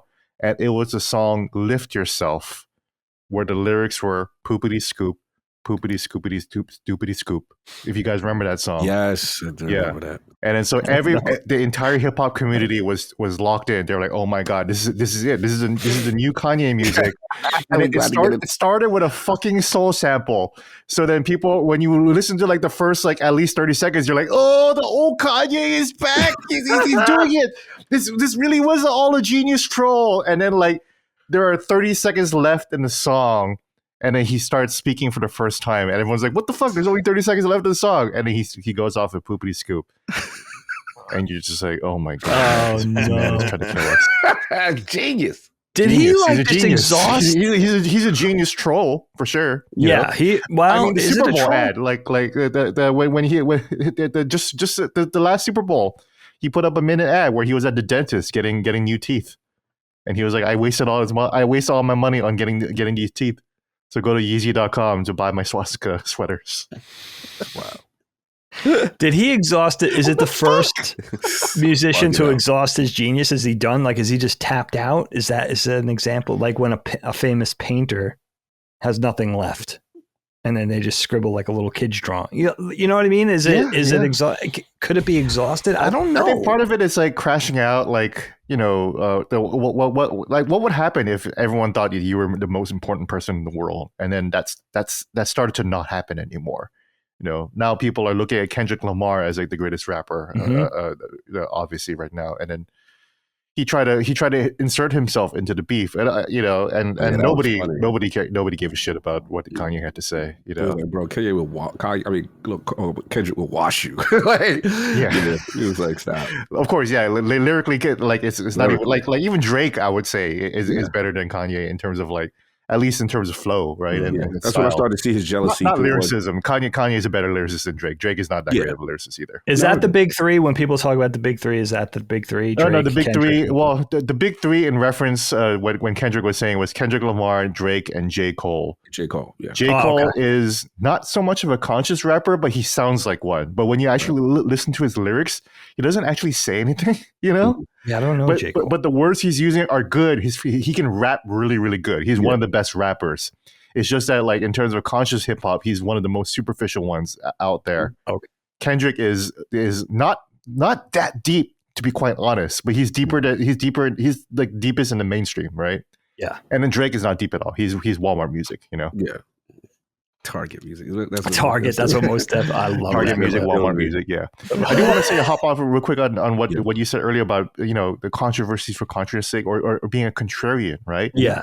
There's this great YouTuber, FD Signifier, who does a lot of great like video essays on hip hop and music history and politics and everything like that. But he was talking about how, he broke it down about the George Bush doesn't care about black people moment, right? And why that was such a pivotal moment for black culture, right? And he was starting to question, did he even really mean that? Is it because Kanye is only a contrarian that he saw a great opportunity to say this, as opposed to he really believed in it? But I bet he was also talking about like looting and everything like that and the media portrayal. If you go back and listen to that clip, like he fumbles all over the words. Like he has no coherent, like there is not much of a coherent sentence, kind of like what I'm doing right now, actually, just fumbling all over my words. But he did not coherently express himself at all. Like the most coherent thought that he had was George Bush doesn't care about black people. But before that, he was trying to talk about media portrayal about, you know, the hurricanes and, you know, black people, quote unquote, looting as opposed to surviving during that. And he just couldn't get the words out. And then when Michael Myers said his spiel, and then Kanye ended with George Bush doesn't care about black people. And then they cut right to Chris Tucker, like completely speechless, which is still it's one classic. of the best moments in media. It's classic. You know? That's a whole and Mike Myers. Mike Myers. Yeah, Mike, like sandwich between Mike Myers and Chris Tucker. Like you couldn't have wrote that any better. Good shit. Yeah, it's an incredible moment in media history, regardless. But yeah, I mean, there's this thought now that it's like, okay, maybe he didn't even really believe that. Maybe he just like latched onto a contrarian viewpoint, and you know, like everyone was being supportive of George Bush. And he just like went out there and said that's so interesting. What's funny about all of this shit, by the way, is like it shows how iconic he is that like it's like, oh yeah, that and that and that And it's like Alex Jones with the mask, interrupting Taylor Swift, doing the thing about George Bush not caring about black people. It's like, there's like so much shit. It's so funny. I'm like, yeah, I forgot about that. And I forgot about that. And I forgot about that. It's over and over and over again. Really very interesting. Social figure. He became a real master of the media in the late 2000s and 2010s. Basically, he was the king of media. He knew how to pay attention. He was kind of the Trump of the area. Trump was really good in the 80s and 90s of getting attention, and obviously now too, back in the 2020s. If the music was any less quality, I would say the hijinks almost supersede the music. Like he's almost more famous. The music is just good enough where I think he's still famous for what he produces, like what he gives us, the content, and he's a national treasure in that regard, international treasure. But the bad behavior, I would have said up to a year or two ago that it could still be, a stunt. But there's just no way. This guy is unraveling like an endless ball of yarn. Well, I just don't. I don't know that there's even any coming back. I don't think there is. Maybe if it's really good, but it's like there's always going to be a major portion of people. It's always going to follow him for the rest of his life, even if he reformed. And then so he's destroyed his own ability to totally spread the field. I think it's never going to happen like it did again. Yeah, that's true. Yeah, in terms of like continued mainstream success or like expanding that success, right? I think it's done. Well, it's like with Trump, it's like he's really never going to get above 52 or 53% of like approval rating ever, no matter what he does. Like that's your ceiling, and and because so many people feel a certain way about him. So like Kanye hasn't invited a similar polarity that I think will make it impossible to look at him seriously again. Even if he reforms and apologizes and becomes cogent and cognizant again, like I don't think so. But I don't think that's going to happen. That's why I say just let it play out. Let it happen. It's not going to happen. At this point, I've given up all hope of that happening for sure too. So yeah. Good topic though. I mean, I could see him going into another. He's so interested in everything. Like you could almost see him with his resources and with his interests opening, developing video games or directing films or, I don't know who's going to associate themselves with him now. He might be on his own. That's what I'm saying. Yeah. It's going to be a pretty low. You need help. Like, he was even talking about he was even talking shit about Dave Chappelle on Twitter. Like in the last few weeks. Yeah, he was talking about how Chappelle like backstabbed and everything that like was using his mental illness or whatever like that. And it's like, dude, Chappelle gave you your break. Right? The first time we saw him on TV was on the Chappelle show. Yeah. On the first episode, I believe, right? Yeah. But one of them, it was still a breakthrough performance, first season, Mm-hmm. Oh, yeah. We'll see where it goes from here, man. I mean, let me ask you guys this for the three of you. Is it just beyond any semblance of sympathy at this point? Has he just gone too far to even feel bad for him? I feel bad for him still. I want him to be better, I still care. I still care for him deeply, even if he apologized and was really, the words are losing me, but if he was earnest about it, right? Then I'd be like, man, it's really too bad that you had to do all of that. But, like, I'm glad that you're kind of centering yourself again, rebalancing yourself. You need to do that. I just want him to be happy. He deserves happiness. Yeah, Cog is right. It really started to unravel after his mom died. Yeah. She was the center. She was the foundation for him. And I feel like he never emotionally recovered since then. And the problem with him is, even though he may legitimately need help, his arrogance is so high that I don't think he could ever humble himself truly to say, I have an issue, I need help. And he's got too many yes people men around him. So again, when you got more money, it just exemplifies kind of the person who you really always was. And I think that's what's happening right now. And some things I do think he's emboldened to still push buttons, you know what I'm saying? But a lot of it is still clouded behind mental illness, in my opinion. Yeah. So. Yeah, I don't care. I mean, I think he's made his bed. Like he has resources.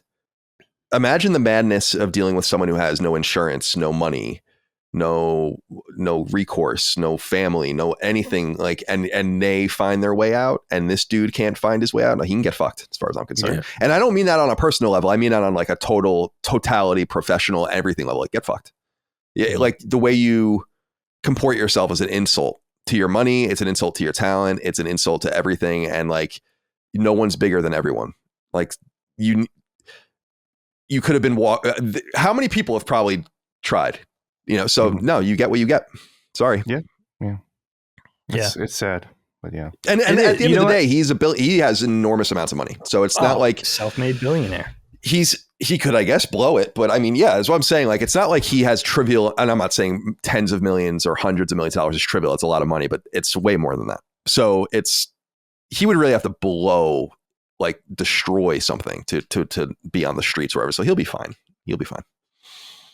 I mean, I went hard on the playlists, which was very satisfying, but I went hard on the research too, because there was a lot to learn, with this topic. And you know what I found out? First of all, I forgot, or maybe I never even knew how old he was. I heard him say on 2 different interviews how his whole goal in high school, when he decided, he wanted to go into hip hop, was to take out what's the band with the 2 little kids that wore their pants backwards. Crisscross.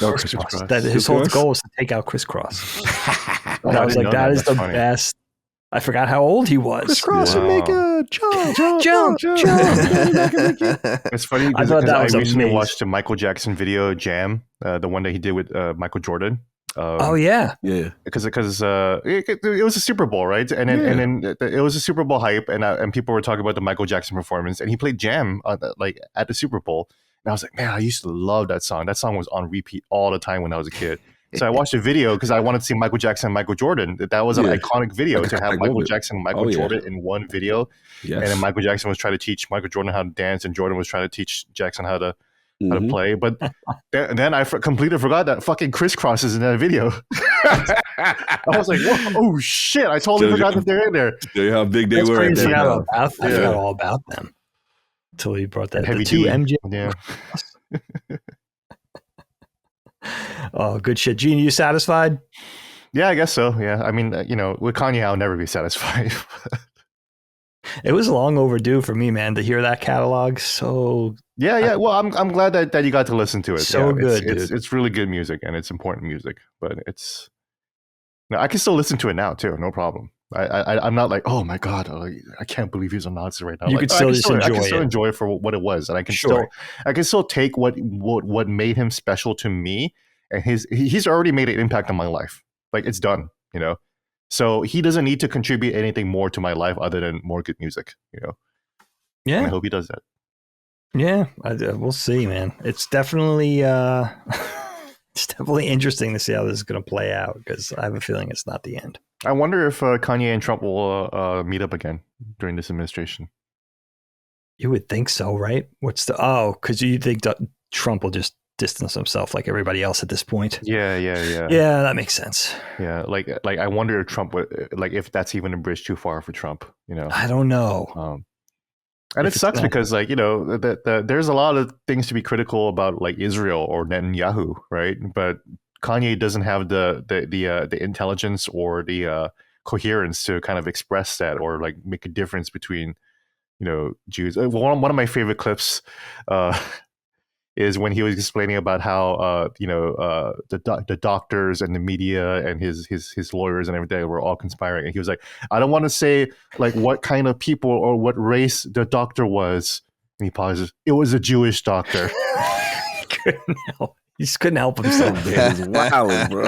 If you go up on YouTube, there's a whole bunch of videos of him, like, quote unquote, like failing the QuickTime event. Like picking the right dialogue choices. Like don't say anything anti-Semitic. Don't say anything anti-Semitic. And it was like, quote unquote, it was a Jewish doctor.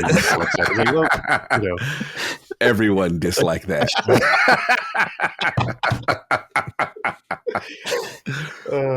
Paranoia is a good point, though. That must be a big part of like the mental unraveling. I bet. It's sad in a way. Because that's paranoia is real. I'm paranoid, and I'm not even rich. Yeah. And is this what being famous does to people? Chappelle was the one who said, was it Chappelle or Chris Rock? Somebody was saying that recently. Chappelle and said on an ongoing basis. Yeah, Chappelle said, think about all the people that go into the system, the Hollywood system. Think about how normal they were before they went into the system. Look at how they leave the system. These are all good, talented people. And then when they become famous, when they go into the record companies, when they go into the movie studios, look at how it transforms them. So Chappelle was really kind of trying to focus in on it's a system that breaks people. Yeah, he was like putting the Britney, light for on example. Britney was a good girl. And it's sad.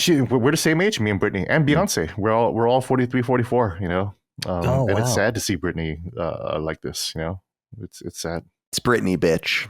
It was Britney, bitch. And See, part of her thing, though, I think, was being on the top of the world and then falling off. Kanye never had to fall off, right? He still had the world in his hands, right? Britney was, she fell from grace, and then she was replaced by whoever came after her, and she became an afterthought, and then trying to come back once people could cash in on nostalgia. But Kanye was on the top of his game. He kind of did it to himself, right? So it's kind of the same, but a little different.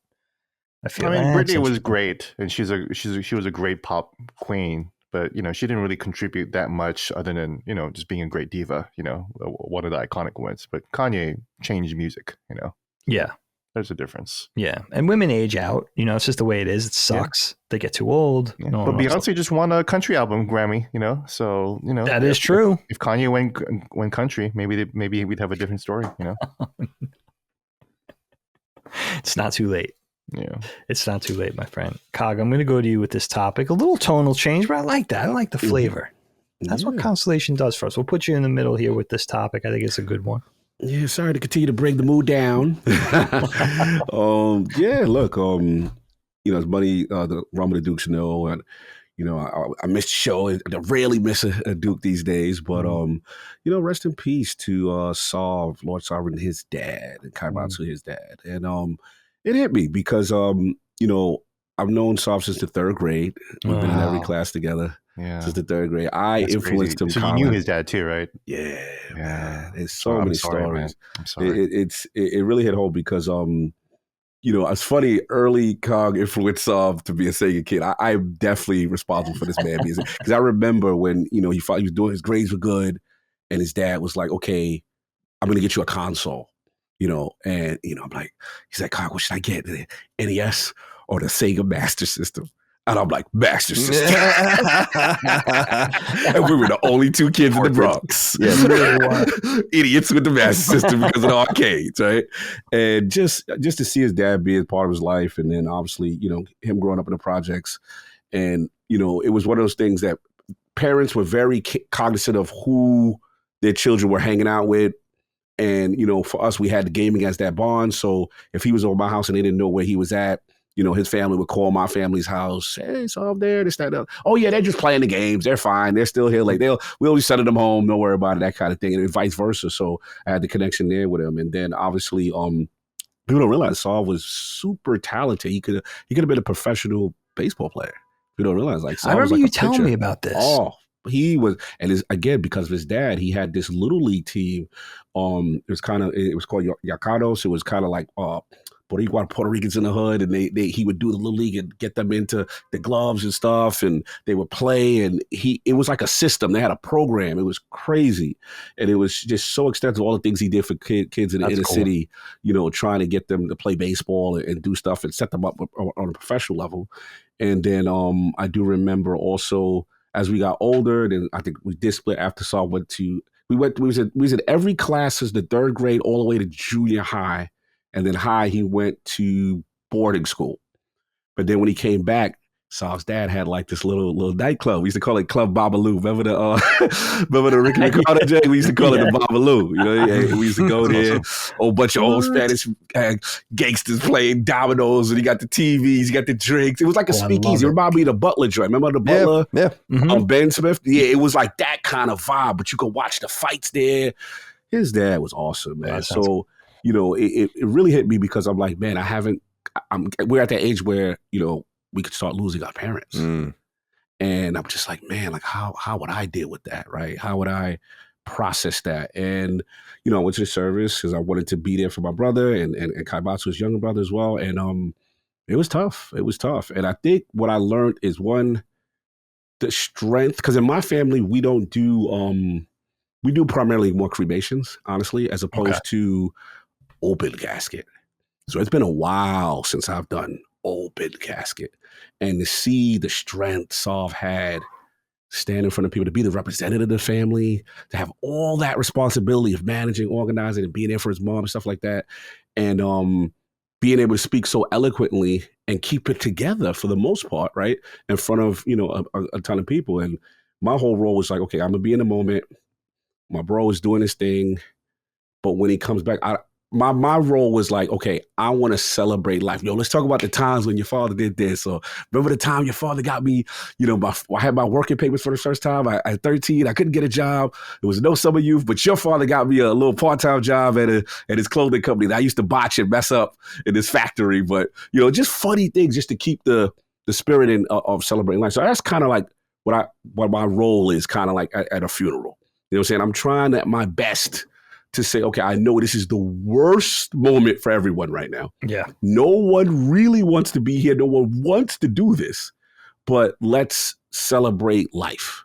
Let's try to keep it positive. I think me, and Kav and Kai, we're kind of vibing, but yeah, I'm just thinking about this topic a lot. And unfortunately, I've been to too many funerals, way too many. And I wanted to, bring this to you guys in terms of, just behavior. How do you guys, on the actual day, is what I'm kind of going for. How do you process? What do you do? Experience with family as far as open, close, cremation, kind of thing. And then sadly, I've also been part of a funeral that had drama. I had one funeral where we have my mom, we have some British ties, and we had to go over to fly, and then we found out people were doing things with finances they shouldn't be doing. And it was really nasty of who controlled the money and controversies about who shouldn't be at the funeral and family drama at the funeral when the person is literally their uncle was right there. Drama. So again, go where you want with this. Let me start with Colin, because I'm very curious how Colin processes. How does he deal on the day of? Yeah, it's interesting, man, because Dagan and I have talked about this on Knockback in some capacity, but like I'm 40 and I have dodged family and close person death to almost a T at this point. I knock on wood. Every time I bring it up, I knock on wood. It's like, honestly, the last funeral that I've gone to a couple, like, incidental, you want to say incidental, but funerals for like people you weren't that close to or whatever, wakes. Yeah. But the last one that I went to that I actually and we did talk about this on Knockback for sure, but a long time ago was my hockey coach died when I was in high school. And I loved him. He's the father, Coach Dunbar. He was the father of Pete. Pete is one of our sister Allie's good friend's husband. And they all went to high school together. And he actually ended up taking over the team when his dad died, and he died unexpectedly.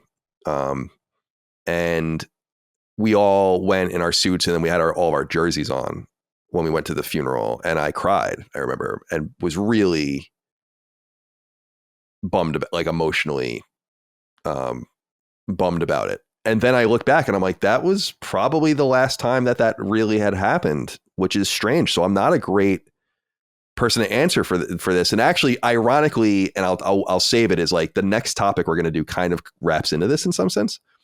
But I get nervous to kind of take this in some direction. Is like, I get nervous, and I've expressed this to Dagan for sure, is like, I don't really know how to deal with it. Like, I knew people when I was young that lost their parents, right? Or like a mom or a dad, a brother. My girlfriend in college that I was with for 4 years, sister killed herself when we were together, and destroyed her, like absolutely, like was awful. And I didn't end up going to that funeral because it was early in our relationship. So it was obviously far from appropriate, but, so I've seen people deal with loss at a really young age and pioneer and or persevere through it. And,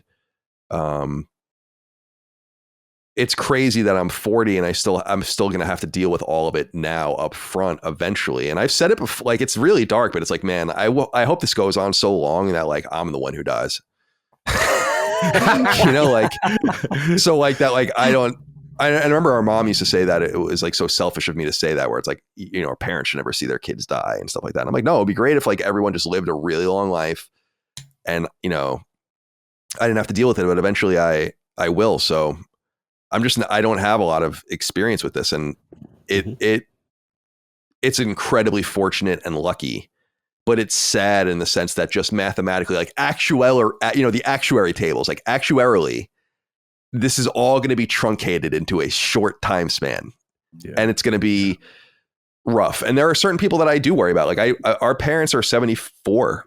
They'll be 75 this year. And our mom is not in a particularly great health. She's good, but like, love mom. Cause she's thank you. Yeah. She's a wonderful person. And like, I'm going to, like, it's sad to talk about. It's like when it happens, and hopefully decades from now or whatever, but like, it's going to be bad. Yeah. And I already know that and recognize that. And so you're kind of like, wait, it's like a sword of Damocles kind of situation. Like you're kind of just, you're kind of just waiting for it, but that's life and that's death. And it's all part of this cycle. And I really do look at it. I've been fortunate in many ways in my life. And I do think that I've been fortunate in dodging this so far, but I know it's just astronomical. It's math. It's going to happen. It has to happen. How it's going to break down is going to be like the last time Dagan will remember this is like our uncle Mike, who's like an iconic character on Knockback. He had a heart attack when I was in college and he almost died.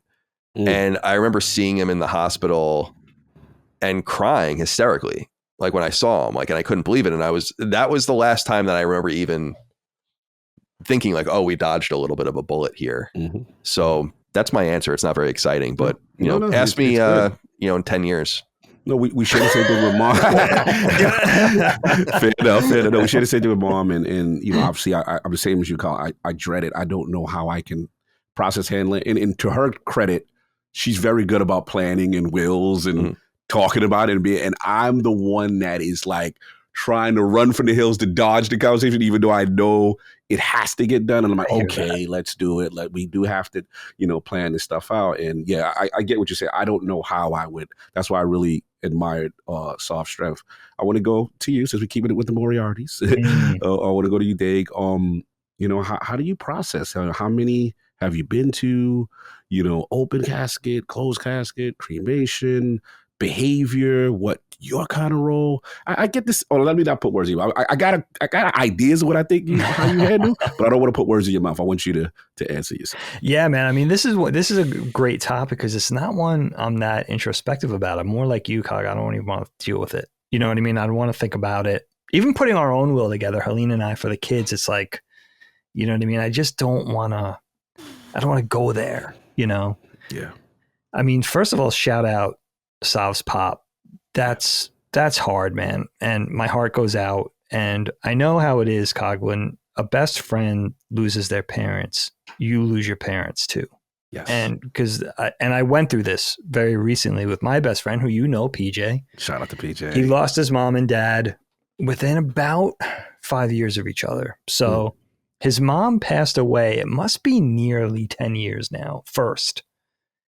And that was the first more recent funeral that I've been to, much like Kyle. We haven't lost anyone super close to us, but losing his mom was like really like my second mom, honestly, for many years. And then right behind her, about 5 years later, must be going on 5 years ago-ish, PJ's dad passed away as well, who was like my other dad. And both very hard, both funerals and wakes still very fresh in my mind, both on Long Island. And it's one of those things, like when you sent the topic, the wake or the funeral, maybe especially in the Catholic sense, because like a lot of things Catholic, not to criticize, I am a practicing Catholic, very morose. You know what I mean? It's just humorless. It's hard. But the very idea of a funeral or wake in general is a very crazy thing, right? You get this group of people gathered together, right? It's all the most emotionally invested people all in the room together, spending the day together. The loss, sort of grieving this loss while it's still super raw. You know what I mean? Like the sadness is still so sharp. And you're dealing with this together. I mean, I guess the only benefit of that is that you could lean on one another in that situation. But I found myself, because I hadn't been, I guess my grandfather passed. God, he was way too young, but he passed probably, I guess it was 96, I think. Yeah, it was almost 20. So it was 25 years ish. Almost 30. Yeah. So it was even more than that. Right. Yeah. It had to be over 30 years ago. And that was the most recent experience I had with a funeral in the family, like a hard hitting, loss that really took everybody by storm. And he was very sick, and it wasn't unexpected. He didn't die, unexpectedly, but it was tragic, and I found myself with PJ's mom dying first during the funeral. I guess it was kind of a way of dealing or coping myself. I found myself sort of caring for the people and checking on the people, PJ, aunts and uncles, cousins, who I considered higher up in the grieving pecking order, because I wasn't family. Like I might have been just as important to Mrs. Peach, which we called her Mrs. Williams, right, as her nieces and nephews, but I considered they were blood. So I found myself busying myself by checking on PJ's cousins and PJ and his aunts, and you know what I mean, people that I felt like were maybe grieving even more so than me. And that's how I was busying myself, right? And I found myself doing the same thing at his father's funeral. And his father's funeral, I got super pissed off because one of our good friends was missing that day, and I took great exception to it. I just kept saying, like, where is so and so? Dude should be here. If I could be here from Philly, this guy could be here from 3 towns away, right? And got to the point where I had to stop because I was just making people more upset. Yeah. You know what I mean? That wasn't my intention, but I was kind of I was nannying people that day, and that's how I found myself dealing with it. And I was doing well when his mom died first, almost 10 years ago. I did okay at the viewing, at the funeral itself. When we got to the church part before the burial, I lost it. My dad was with me. I think he knew to be with me that day. I was doing a turnaround. Both times I came from Philly and had to drive back that day because the kids were little. And, Helene, I think I had to get them off the bus, whatever it was. I had to get back. So it was a very abbreviated thing. It was hard. And when Mrs. Williams had the ceremony in the church prior to the burial, I lost it. I lost my shit. And uncontrolled. I don't remember ever getting that upset where I felt like it wouldn't go away. Like the grieving, the sadness, my heart was that heavy where it was just like, wow, that was, it was a lot. And I think about this a lot with my kids because, knock on wood, they haven't experienced it yet. I have 14 and 17 going on 18. She'll be 18 soon. And they haven't dealt with it yet. And I think about it for them because the funeral, the very idea of a funeral wake, it's one of those things in life where we're old enough to know, the 4 of us, right? Like it's one of those things. There's no coaching. You can't plan for it. There's no script. You don't really know how it's going to be and how you're going to react until you're in the moment. It's just one of those life things that's so challenging. And I think that's part of the reason why, I do, in order to lighten up the mood a little bit, I do remember my dad telling me, it might have been around the time of Mrs. Williams' funeral to make me feel better. He was saying the Irish wake thing was very real. Like when he was growing up through, like, say, being a teen, when somebody passed away in his family, on the Moriarty side, it was a very Irish affair where there would always, to a fault, there would always be at least one fist fight. People would get loaded and 2 uncles or whatever it was would just get into there would be fisticuffs in the parking lot, sometimes in the venue. Like there was always some kind of, drinking leading to scrapping, which I thought which is hilarious because it's such a stereotype. But he was like, no, I remember, he remembered his dad, our poppy, getting into it with one of their uncles. And I think his dad knocked out the brother-in-law in the parking lot of the funeral. And I was like, oh, the shit, that's some real Irish Dad fist shit. fought his own dad in their driveway. Tradition. It's tradition. It's just so funny that these people spawned Dagan and I. How It's fucking far crazy. did we land from the manly tree? Yeah, it's like these amazing. crazy Irish people and like Italian mobster people had children, and they're us. It's an embarrassment, really. We are embarrassing. I'm a little embarrassed for them, but yeah. So that's my thing. I always think about it's one of those things where there's just no preparing for it. That's the hardest. That's the hardest thing. And then being in that room to see how people are reacting, whether people are stoic, and there's those people that can't hold it together, and who's being helpful. I always think of The Sopranos, where there's like the guys huddled in the back making jokes disrespectfully. I've never seen that in real life, where it seemed like somebody was acting out of turn. You know, they weren't acting appropriately for the situation. Mm-hmm. But I'm sure people get up to that too. It's a very emotional thing. That's why I could see people arguing. I could see people fighting. I could see bad blood. You know, who's executing the will, who's getting what. You know what I mean? I mean, you think most people could save it for after the wake, but who like that stuff's I don't even. It's like I remember Dad. Well, he sat us all down when he did his stuff, because our dad owns a house out east on Long Island, and like whatever his assets are. So like he has 4 kids and a wife or whatever. So he sat us all like down and kind of went over everything. I think Dana is the executor of the will, or maybe it's you, Dig. I don't know. I think it's me. Oh, good. Okay. Yeah. It should be Dana. But he unwisely chose me. But and I remember saying to him, like, I don't care, Dad. Like, I don't want your money. I don't care. And he's like, no, it's important.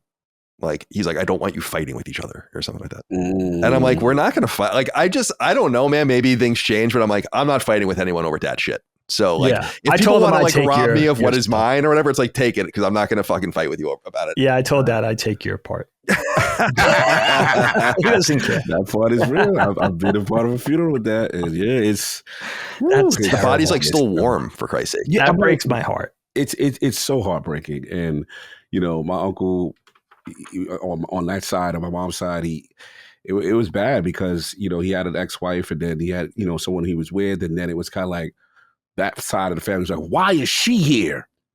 She shouldn't be here. I was like, I know I'm not about to be in a Love and Hip Hop style funeral right. What is going on? Like, this is really happening? I always wanted to be that guy. Someone's got to say it. You know?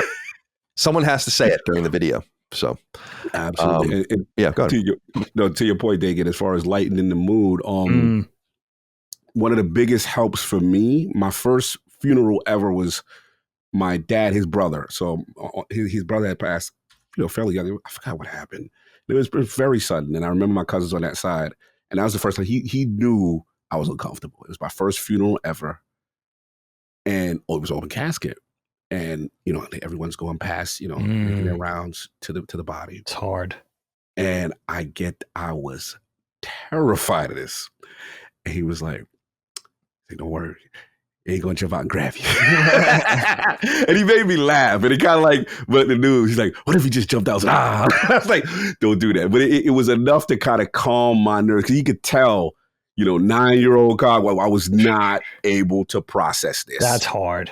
You know, and I remember my Uncle Ernie, and he was always good to me. You know, whenever my dad had visitation rights, and he would take me over there, and I knew the cousins, and they just lost their dad. You know, they like my age kind of thing. So, but certain things I remember, like you said, people would do to kind of try to lighten the mood and try to take a little piece of that kind of thing. Knowing our family, like depending on who it is, it's going to be fucking hysterical probably. But like depending on there's going to be fun, like Uncle John and Uncle Mike are completely clownish. Dagan and I are totally clownish. And when the 4 of us are together, it's insane. So as long as one of the 4 of us isn't in the casket, something probably, some levity will occur, I'm sure. At some point. Definitely. There'll be mood lightening for sure. But the dead body thing, I don't think there's any, like seeing the open casket and having to go up and even seeing it from a distance. Grandpa was the first one I ever saw. And actually, Dagan, a funny memory. I mean, it's kind of an embarrassing memory, although it's not that embarrassing because it wasn't, I guess, maybe that obvious to anyone, but like I was kind of fascinated with Grandpa's body in the casket, as far as like I went up like multiple times to just like pay my respects in quotes, but I was really like, and I think it was Mom or someone was like, you got to stop, like, because I was like, I was like, a little weird, because I was just interested in it. I was like, Yeah, the makeup. Yeah, I'm like, this is so uncanny and I mean, I wasn't probably using the word uncanny in my mind as 12 years old, but I was like, well, maybe I was because of the uncanny X-Men. But but I remember being like, and like mom kind of being like, yeah, you're going up too much. Like, this is not what you do. It's but weird. but to me, I was like, yeah, it's just like, it is weird. It's like, I've never seen this before. And really, I guess it was open casket for my hockey coach, but I don't really remember that specifically. Like that is another core memory. Very similar to what Gene was saying earlier about core memories with porn, where like the first time I saw porn is a core memory too. It was a magazine, a Playboy magazine, and there was a picture. I remember it really vividly. Like if I saw it, I would like know that was that Playboy. I could probably go through old Playboys from that time and find it. It's like a picture from like a sex party. It wasn't even like a centerfold or anything. And it's like a dude holding a chick and like having sex with her, like pinned against the wall, and you couldn't even really see anything. Okay. It was just like some erotic kind of picture. I remember like, I was like, I have like 70 questions about what's going on here. Like, what is this? What is this? And now, so I totally understand what you're saying there. I just wanted to throw that out there, postscript. But anyway, I'm done speaking on it. You get haunted. We definitely need a porn topic soon. Yeah. Yeah, we've never done one. Yeah. But gee, man, I didn't get here for you. I'm very curious, how do you process, at a funeral, the examples you've been through in your life. And yeah, I'm just curious about the Gene Park experience. Yeah, in terms of personal experiences, I'm actually a lot like Colin, in that the closest family member that died, it was my mom's side grandmother. Her and I were very, very close. And if anything, she was basically my other mom, because my mom was working. She was the reason why we ended up on Guam in the first place. So she's the reason why she loved America. She loved America, and Guam was the closest thing to being an American. So she's the reason why I'm an American in the first place, right? She is the reason why I play video games, because she got me a Famicom. She is the reason why I'm a Christian. She's so instrumental in my life, and I lost her. I don't know, a couple years ago. It's been a long time now. I never went to her funeral because she was in Korea. I did see her when she was pretty much in hospice, and the year before that when she was much better, and we had a great time. So there's no real deep regrets in terms of how much I spent time with her. We were able to say, a lot of good things to each other and spend some good time together. So there's no regret in that. I do want to visit Korea and visit her grave. I visited my dad's side grandparents' grave, and we weren't that close, but I did know them, and I did love them. And I knew that my grandfather was a huge drinker. Of course, the whole family is, right? So I would bring a bottle of Johnny Walker Blue Label to sprinkle all over his gravesite, and I would bring my grandmother a little cup of coffee and a cake, because she loved that too. And I will leave that in the mountainside. Our grandparents are actually buried in the mountains. We actually have a plot for our family over in Korea right now. Oh. So I haven't visited my grandmother's, my mom's side grandmother's side, but I haven't been to a family member's funeral at all. I'm scared to death of it too, just like all you all. I have been to many funerals, none related to me. I've covered a lot of funerals. I remember I was a murder reporter. It's weird that some of our listeners like question that. They're like, "Oh, I can't believe Gene like used to cover murders," and they had to like fact check that. I'm a regular news reporter. Like, guys, come on! Like, I've covered a lot of stuff. A lot of that had to do with funerals. Probably the most.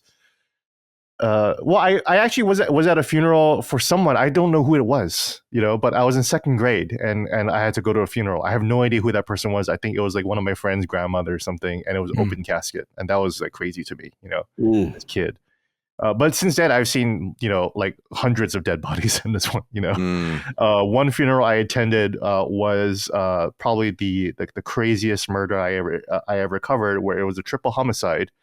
It was a double homicide, attempted double homicide, suicide. But the guy who killed the two other women lived. I actually ended up going there and seeing his fucking jaw hanging off of his face. That was crazy. So I mean, it's stuff like this that turned me into an alcoholic, because I would go see that shit. Yeah. And I'll just go to the bars because I want to black out and forget about it. You know, I want to quote unquote sever myself from the memory, right? But I attended their funeral, the woman's funeral, and the last there was only one daughter remaining. You know, she had no one else left.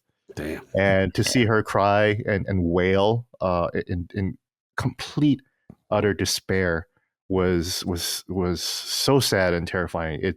That became a memory that's I can see her face and I can hear her voice to this day. And this was like 18 years ago when maybe like 2002. So yeah, actually 23 years ago. Jesus Christ, you know.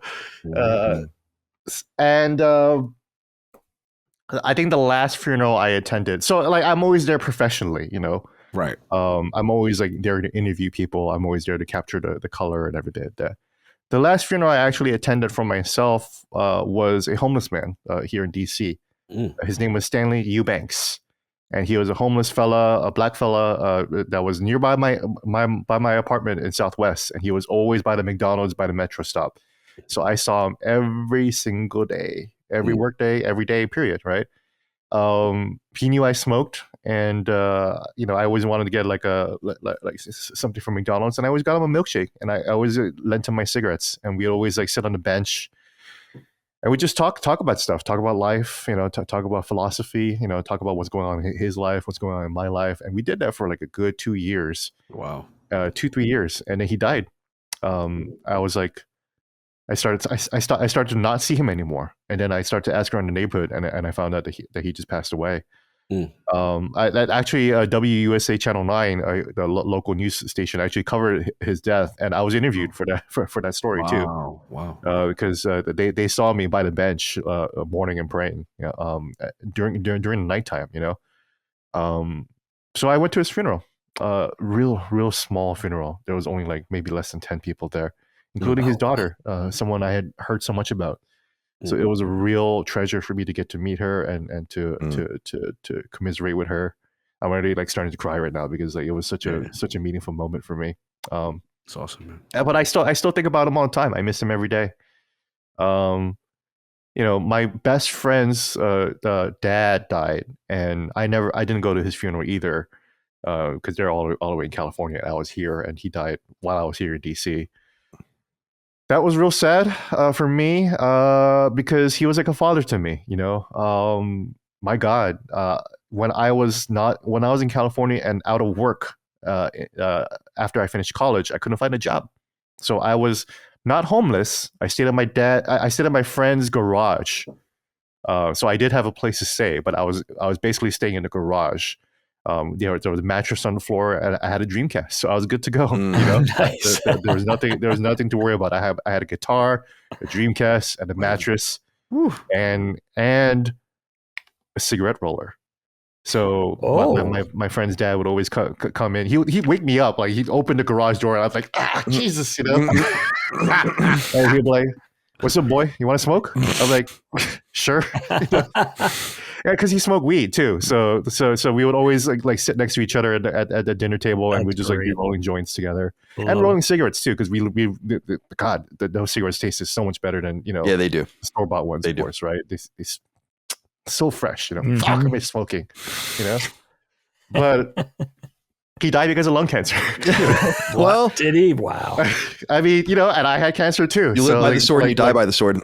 That's yeah, right. yeah. Like we're brothers in arms in that regard. So, you know, like when he died, it was real sad for me because it was like losing an uncle or a father or a friend to me, you know. Yeah. But I wish I attended his funeral, but it's just hard for me to.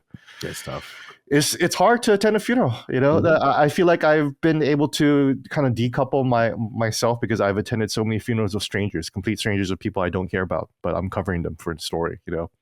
So I had to be exposed to that kind of grief and despair multiple times, and it's very depressing for me as a storyteller because for me, I am always talking to people and meeting people as a crime reporter in their literal worst day of their life. Jesus. You know, you just lost your mom, you just lost your wife, you lost your dad, and I get to meet them. I get to hear their stories, and then that's it. I just fuck off forever, and they fuck off out of my life forever and everything. So that's why I wanted to attend funerals to at least have some kind of closure. Yeah. And I tried to keep in touch with some of the people that I spoke to. You know, I really wanted to show that I'm human, that I'm not just using them for clicks or stories or anything like that. You know, like I really did eventually learn to care about, you know, their stories and everything like that. But that's really my experience overall in terms of attending funerals and everything like that. I haven't attended many weddings either. You know, I didn't even attend my own sister's wedding. I attended Colin's wedding. Yeah. You know, but in terms of like big life events, I usually just kind of like tap out of that, and I mourn in my own way. You know. And I'm Catholic too, and that's why I was at that second grade funeral, because you know, it was at church. But yeah, it's tough. And when I heard about Salv, give Salv my love too, man. Sure. He's such a good guy. I love hearing him talk. I love meeting him and hanging out with him. Yeah. And you know, I must imagine that his dad must have been a hell of a guy to raise a guy like that. You know? Yeah, strong, man. I told him, I was like, because I think what he was going through was kind of like, you know, I wish I did enough. And I'm like, no, brother, he'd be so proud of you. Are an amazing. There is never. Life is too short, man. There is never enough. You know, you can only do just enough, and you know, that's why, like, I don't regret my grandma dying, you know, because I was able to, I was with her during many of her last moments, you know, and even before that, and we really expressed to each other how much we love each other. And absolutely. So for me, I don't have a lot of regrets, only that she's not here. That's all. Well said. Well said. No, I appreciate it. I love the thoughts that you guys expressed. I'm about to cry, bro. No, it's real. It's real, right? And you know, just to add on to what you said, Gene, in terms of, you know, trying to be that support system and be human to people. And one thing that we did touch on that I just now coming back to me now, which is kind of crazy, which is one of the saddest ones that I do remember now is, you know, we started lordsofgaming.net, and you know, we used to play in the Xbox Live parties. Everybody come in, and there was one particular kid we had an affection for. Affection, he used to drink Fireball like crazy. He called Lord Whiskey. That's my kind of dude. Yeah, he was the life of the party, Chad. He'd be at the Xbox Live having fun. He's from DC, OG, and like I remember when Division 2 came out.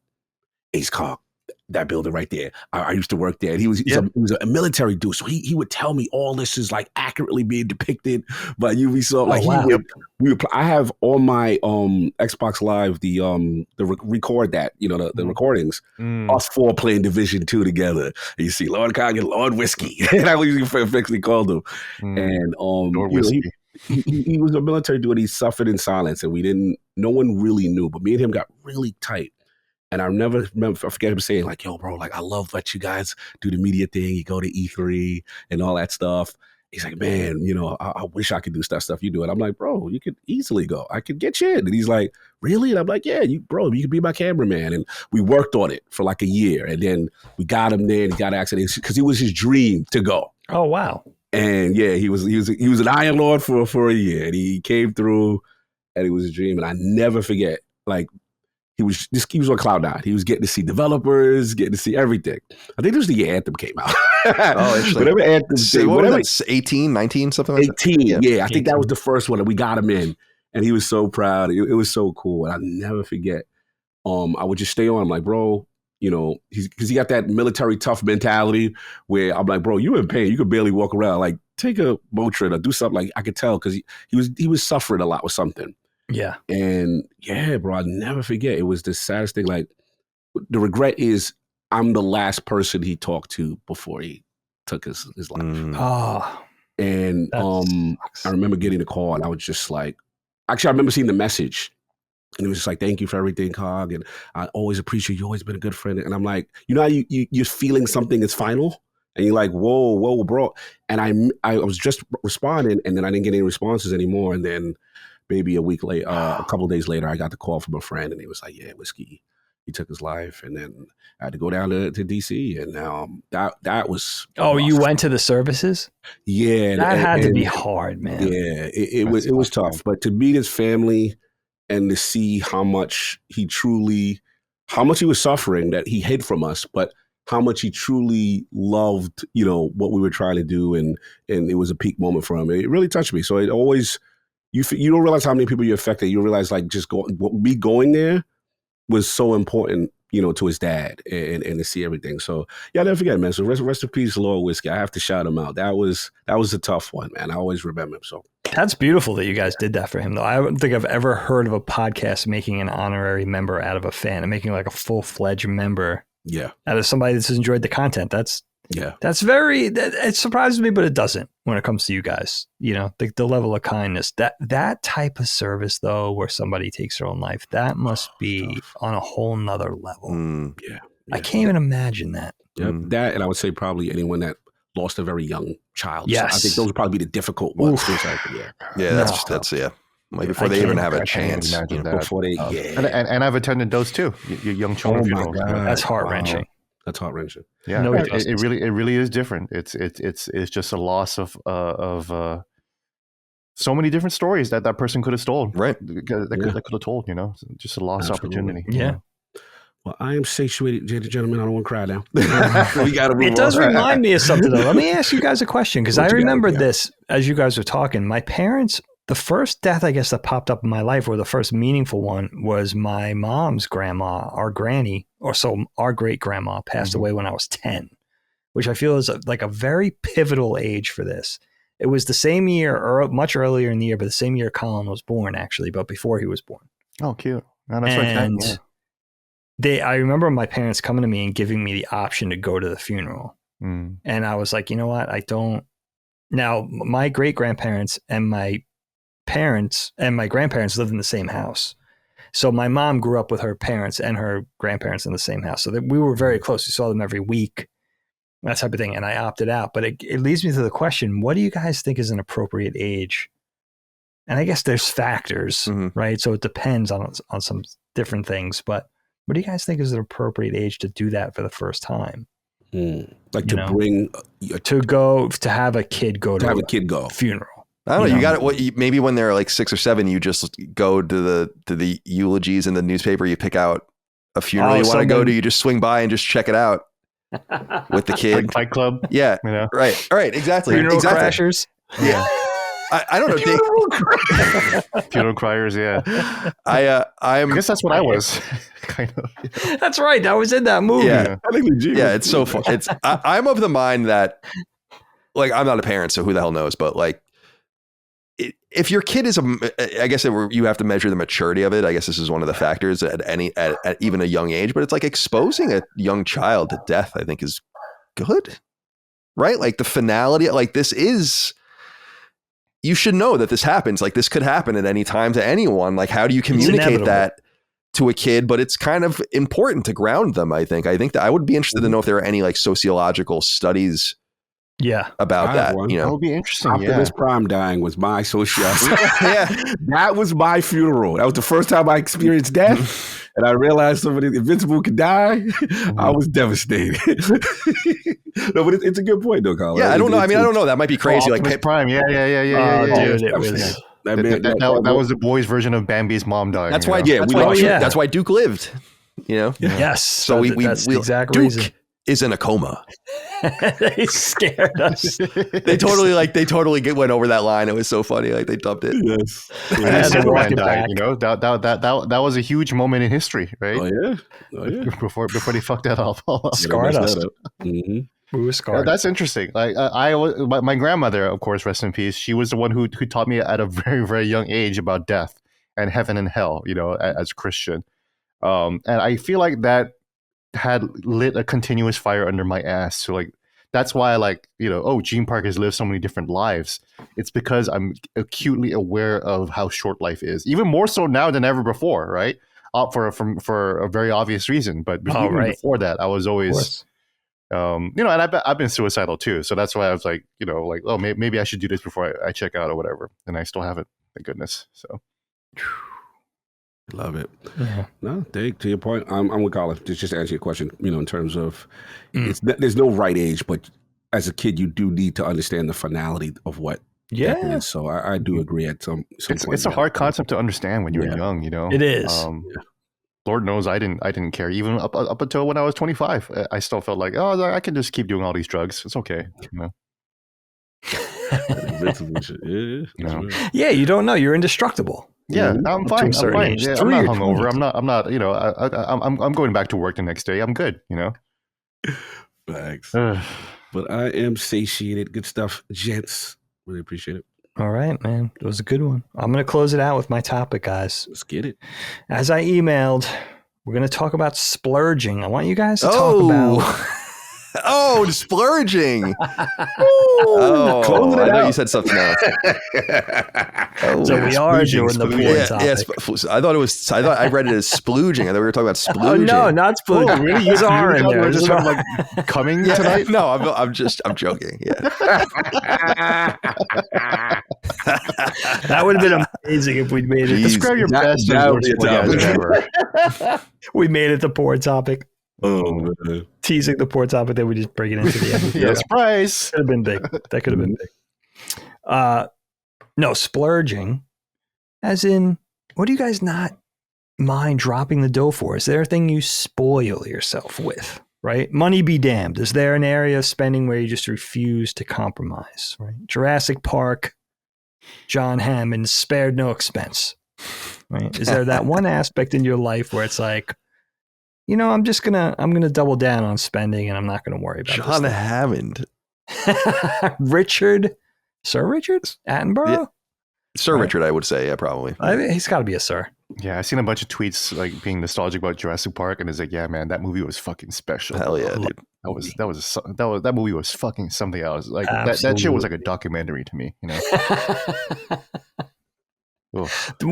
Maybe one of the perfect movies. Yeah. One of the probably Spielberg's best movie of all time, honestly. I'm not mad at that, Gene. Yeah. I'm not mad at that. He's got a lot, but he's got Raiders. I might have to put Raiders above Jurassic Park, but not many others. People know my feelings about Indiana Jones. He's okay. Good movies. I don't know if I want to go off on this tangent right now, Gene, but I am curious. Just give me the tagline for the Indiana Jones feelings. Oh, I just think they're cool. I just don't think they need to be an IP that lives on forever. That's all. I think they're classic movies. They're great movies, but I just don't think that it needs to be a continuous thing. It doesn't need to be a story that needs to be told through generations and multiple times. And like we don't need Shia LaBeouf to pass on the torch. Where I think that was the original design with Indiana Jones. Post Last Crusade, that's where it went off the rails. It could have just been the 3 movies, and it seemed like it was going that way. Yep. Sometimes a story can just be a story and with a good ending, So that's where I'm at. That's why I'm frustrated whenever I see that they try to make Indiana Jones happen again. I'm like, that's not an IP that's that hot, honestly, to be quite honest, I think Harrison Ford's got one more in him. Please don't. Apparently he was really good in that Captain America movie, despite it sucking, but he acted his ass off in that movie still. So what does he do since insisting? Brief tangent, I promise. Since insisting that he be killed in the Star Wars sequels, he's gone on. There's just been this whole resurgence of Harrison Ford. It's like, I thought you were done. Yeah, I know. He was done with Han Solo. Now he's not done. He's the opposite of. He was done with Han Solo. Well, he did an interview about why he did like the Red Hulk, and he says the money is good. That's it. He's doing it for money. I like his honesty. He needs another airplane to crash. Oh no! Jesus Christ! We almost lost him. That's the guy that's dodged death a lot, yeah, for sure. Holy shit! Didn't he crash a plane twice? I'm pretty sure that happened. So. Jesus. It's like the fucking anti-Red Baron. I get mad at people saying that how the fear of flying is irrational, and I'm like, I've never seen anyone walk away. I've seen many people walk away from car crashes, even myself. I crashed my car and I walked away from it just fine. But a plane crash, that's hard to walk away from, except for Harrison Ford, apparently. Yeah, he died, right? Kanye almost died in his car crash before he's. Oh yeah, Kanye almost died too in his car crash. He walked away. Yeah. Been a while. Just can't stop thinking about the Millennium Falcon now. Come on, baby, hold together. All right, enough Harrison Ford talk, you guys. I'll give you my sort of brass tacks on splurging, Kyle. Mm-hmm. I got you. And that's just, I have a very, now listen, the bling is great. Cars, watches, clothes. It's all awesome. That's not really my thing, though. Really, what I go in for, I'm a simple man. My splurging comes in with the groceries. Go to the food store.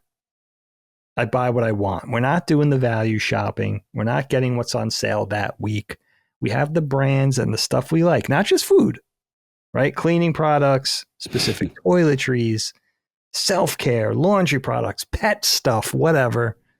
I'm getting what I like and what the family likes.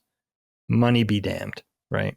Again, I just feel like I work hard, we work hard, and Helene and I, we should at least be entitled to that.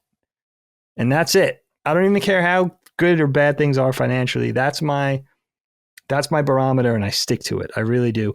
And the other one for me is, guys, it doesn't really apply to me because I've been out here for so long, and I love where we live out here in the Philly burbs. But I think people should definitely hold on and harness an energy of like, don't deprive yourself of where you want to live. Maybe you live in somewhere very expensive and sought after, like NYC or Boston or San Francisco, where the cost of living is high, but you love it. Maybe you live somewhere simple and quieter and cheaper. It doesn't matter. But if you find somewhere, whether you're native of that place or you discover it in your travels and you feel like a calling, like you really want to be there, I think that's where you should be.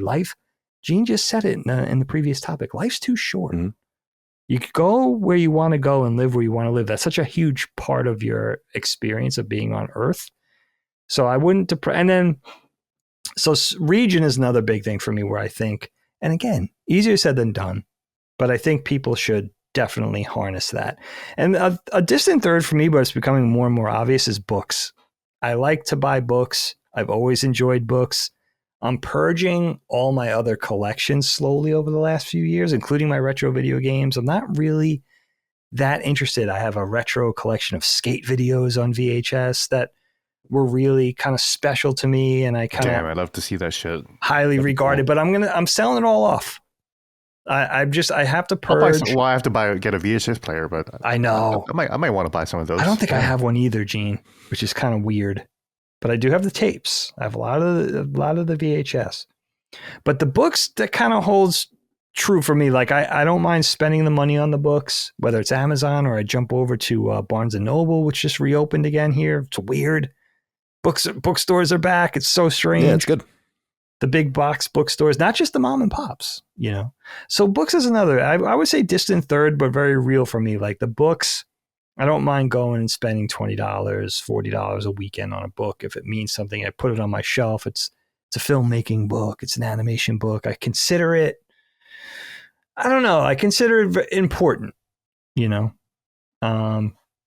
So that's the one material thing I would say, and again, definitely doable, justifiable. Don't have to feel guilty about it. It's not a Rolex, it's an $18 book on Amazon. We could swing it. That type of thing. Cog, I want to pass it to you first. I want to know what, for you.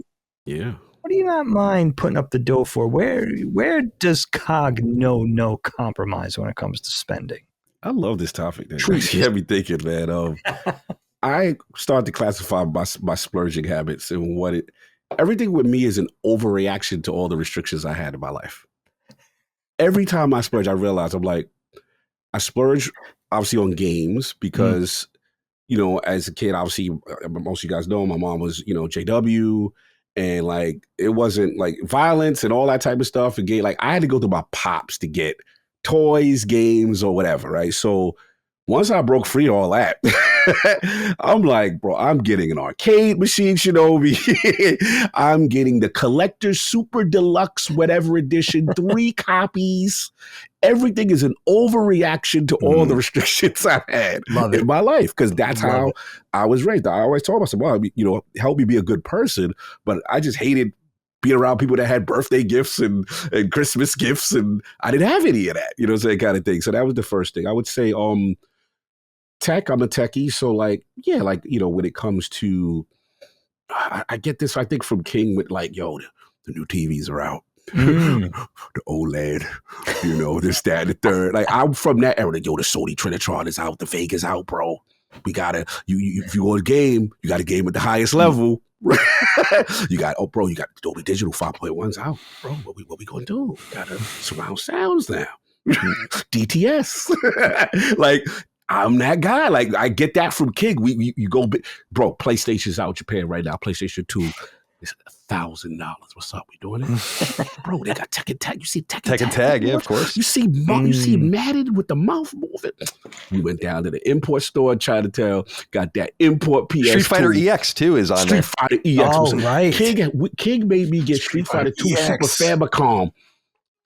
$80 and then a converter with English, with no English subtitles, nothing. We don't know what's going on. We figuring it out. Video games, bro. I'm crazy like the 3DO, $700. What's up? We in there? We gonna do this? EA's new system, man. Chip Hawkins is outside, yo. It looked crazy. 3D graphics. Way of the Warrior.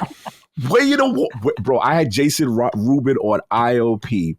How the hell did you get, what is it, White Zombie or whatever it was they had for the joint? Yep. You know what I'm saying? Like, bro, he was telling us the story of how they had people dress up in ninja suits and all. It was hilarious. Yeah. We had that system. Like, anything gaming, we had to be first. We had to be the forefront of it. So there was no expense. As far as everything else after that, I would say like now in life, I think it's more like when I go out, like, again, being around people, we got to watch our money, guys. And, so when you start to do a little better, it's like, I'm the guy that's like, yo, what's this? We only going to have one drink. They get rounds on me. Come on. Like I'm that guy. Like, we got to have fun. I always hated in life that money restricted the fun. I hated that. So when it comes to like being in a restaurant, whether it be food, especially drinks, it's something with drinks for me, mixed drinks. Because I used to hang out with people like, yo, you can only get one or two. Like, nah, we gonna have some fun tonight. Like, this is time to celebrate. Yep. A weird one, airports, travel. Mm-hmm. Look, if you're traveling 7-8 hours, you're like, bro, like if you got it like that, upgrade that bad boy. Definitely. Upgrade that bad boy. Like you live what? Like I remember all my life, majority of my life, I had never did first class. We couldn't afford it, couldn't experience it. I blame Meta for this. When you get a corporate card, my PM manager used to be mad at me. He's like, why were you trying to fly economy when you going to Dublin? Bro, like, put that. I was like, you sure? I don't want to get in trouble. Right, you know what I'm saying?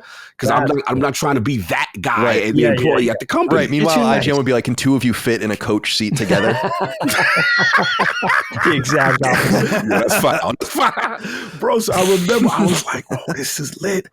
I can stay at the 5-star joint. Oh, hell yeah. I can go to I can get the first class. Bro, when I experienced this stuff for the first, it's no going back to regular. There's no more McDonald's value meal after you done gave me, you know what I'm saying? Yeah, I totally agree with you. Restaurants. Totally agree with you. Bro, you got to live life. So I'm a little bougie with that, kind of thing. And also I'm kind of ridiculous with, again, if I have it like that, when you're at the hotel, the amenities, I might do the room service. I might. Fuck yeah, dude. If I love room like service. That, yeah. I love it. I love room service. I love it. Hell yeah. So I will say there is a bougie side to COG. There is, a side that I'm like, look, I work hard, man. I work very hard. Life is short. We all talked about it, today, and it's just like that's where I'm at. My ultimate ridiculous now is probably we have what you call the dine-in theaters. I don't know if you guys kind of have those or experience them. So the AMC has them, but the one I like is called iPick, right? Okay. And iPick, there's only a few of them, but they're amazing. And then they got, when you sit in, they got the seats, they got the blanket, they come with the little popcorn thing, and then they got a button. They got a button. I call it the Smithers button. Press the button and it light up. And then a guy comes through. Yes, sir. Can I take your order? Mm-hmm. Yes, I'd like the filet mignon. I like this. And bring it to you during okay, move the plate, please. And I'll make sure the dessert comes out by the middle of the hell yeah. Go for it. I love it. So that bougie cog is a thing. I love it. King teases me. They all tease me. He's like, bro, I know we were at the hotel and you just spent like $10 for that water. I'm like, bro, I'm not going to walk. The hotel got it right here. Why we? So I could be, I could be a little ridiculous with this sometimes and within reason. So that was probably, and the last thing, Colin, you'll appreciate this, is, obviously with the toys things and the restricted, like I would only get toys. Like I remember when the biggest thing my dad got me was like Devastator Transform, like the 6-on-1 in the thing, right? And I'm like, oh man, that was huge at the time because it was expensive. Yeah. So now I call it, you know how you have the G.I. Joe, you doing your resurgence and stuff like that, right? I found out Transformers are now like remaking, like my favorites were the combiners, like the ones that transformed into Devastator and Bruticus, anything that I was mesmerized by that stuff as a kid. Shit, Me too. Constructicons, transform. So good. Constructicons were the best, man. They So beat good. the Dinobots? What's going on? Like, my mind was both 6 robots, construction things transform into one beast, and the Autobots can beat this? This is amazing, right? Constructicons were the first time I realized green and purple are a perfect color combination. Tell me that green and purple wasn't hitting for Devastator. Like what? Like my favorite toy ever. I was like, oh, color theory. I get it now. But think about this, Gene. I think we had of the bracket, all of us in this group, that when you actually had 86 Devastator and then you put him next to Optimus Prime, there was no size difference like it was in the show. Right. So now they're making them to scale. Now they got full articulation. How crazy is that? I'm like, oh, I'm in a bad chamber right now. I'm out here buying right now, man. Hasbro Studio Series transfer. I'm buying the Stunticons. I'm buying the Constructicon. It's over. I'm buying every single one. They're going to do a combiner every year. They got me. I already know what it is. So those are the things, Dagan, without question. Money's not even the thought. The credit card, the pre-order is down. I love it. So I love it. That's the right attitude. You got to live. You'd be bad for me. If we were close to each other, you'd be really bad for me because I need that energy. I feed off so fucking good, man. It's only $44. Actually. 44. Yeah. That's not bad. Hasbro Studio Series Transformers and Hasbro Studio Series Constructicon. Where do you see 86 Optimus Prime? It's over. I was like, it's over. Dude, Hasbro's doing a great job right now. I mean, a lot of people are upset with some of their stuff, but their G.I. Joe stuff is insane too right now. They seem to be like, it's like people like us are in charge now. Yeah. Yes, exactly. Yes, that's exactly right. The nerds are in the CEO positions, and they're doing it how it should have been done. Like the GI Joes they're announcing, I'm like, like it was the ones where I always wanted, but I never. It's like Saw Viper. I'm like, really? Yes. Like that's fucking sick. Like finally, it's not Zartan. Yeah, right. You know, or Firefly. It's like cool. Those are great. We've gotten them 5,000 times. There are so many other characters, and they're finally getting to them. Like they're expanding the catalog like they should be. Yeah, it's definitely cool. Kyle, I love everything you said. Yeah, that was great. You killed that topic. The only thing I want you to be careful, I think you're getting taken advantage of with the drinks. I am. They know you're going to put up. So why would they pay? Yeah, they're not going to. And I feel that energy. I'm the same way. I don't want to squabble about we're out having a good time, whether it's meal, coffee, or cocktails. I always offer to pay when I go to dinner with someone every time. You got to.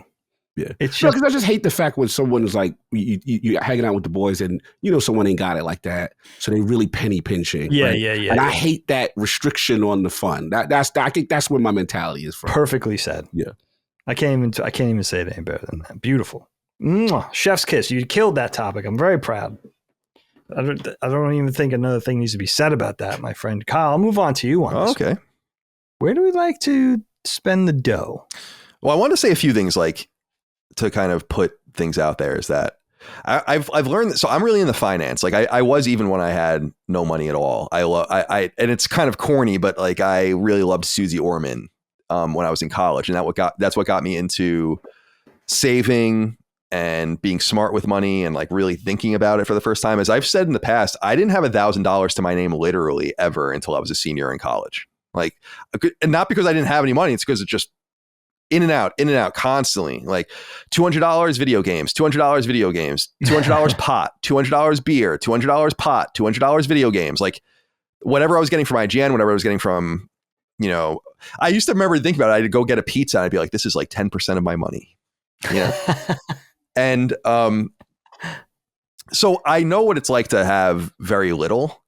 And that was kind of a choice in some sense. Like I always wonder about, Mike and I were just talking about it actually, is like all the money we squandered.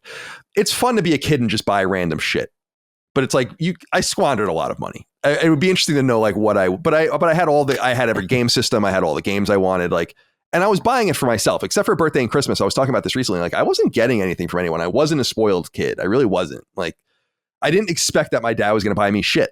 I would work for it or do tasks and stuff like that.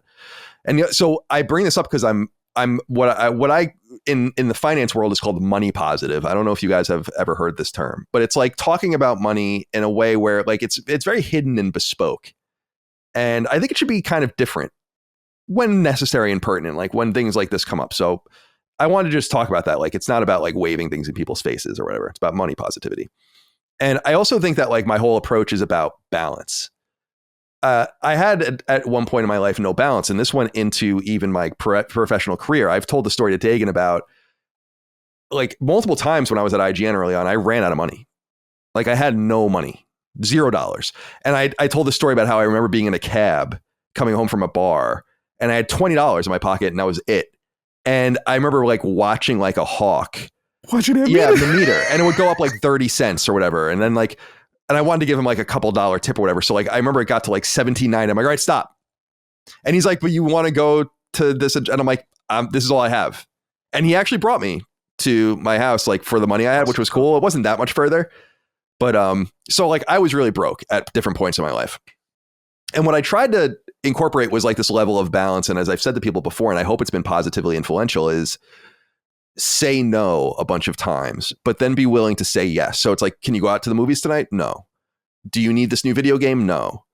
Do you want to go have a coffee? Yes. You know, and then restart the whole cycle again and start socking money away and putting yourself in a surplus.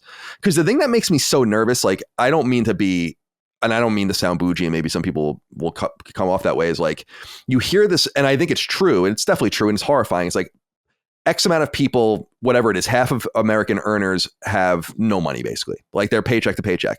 And I'm like, that's crazy, because there's definitely a certain number of people in there, many of them that have to live like that. But a lot of you live like that because you choose to, right? And like, because the money goes in as fast as it burns a hole in your pocket, as the saying goes.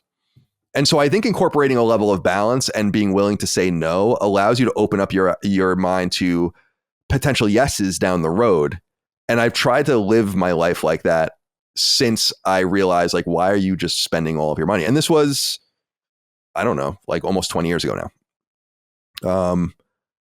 So there are certain things, like I'm a true believer when I made $40,000 a year at IGN when I first started and what I make now, widely different, but I live by the same mantra, which is like living below my means. And this also allows you to make certain choices where you live at or even well above your means if you're just selective about the way you do it. So I'll give you guys some examples. First class is a great example. Now, I got tricked into it like you did, similarly, not from IGN, because they were like, they would pack 7 of us in a fucking hotel room in Germany if they could. Jesus. They were awful with that shit, to the point where I really did complain about it, and they stopped sending, like, I remember them being, it was Steve Butts, I think, was the editor in chief at the time. And he's like, well, we're just not going to send you to Japan or any of these places anymore. And I'm like, oh no, like, I've been to these places. Like, I don't care. I don't want to do all this. So they eventually capitulated and like put us in our own hotel rooms. But like the way they treated us was not cool on travel. So it wasn't because of that. It was because I would just fly Virgin America, which turned into or got purchased by Alaska Air. So like I would fly it constantly for kind of funny, for work, traveled out east, wherever I was going. I'd go to Vegas all the time and shit. And so eventually like you would accrue these points, and I guess this esteem system in the back end where they would bump me once to first class. And I had never sat in first class before. And this isn't international first class where it's like really crazy, but it's nice. And I was like, I'm never not flying this again.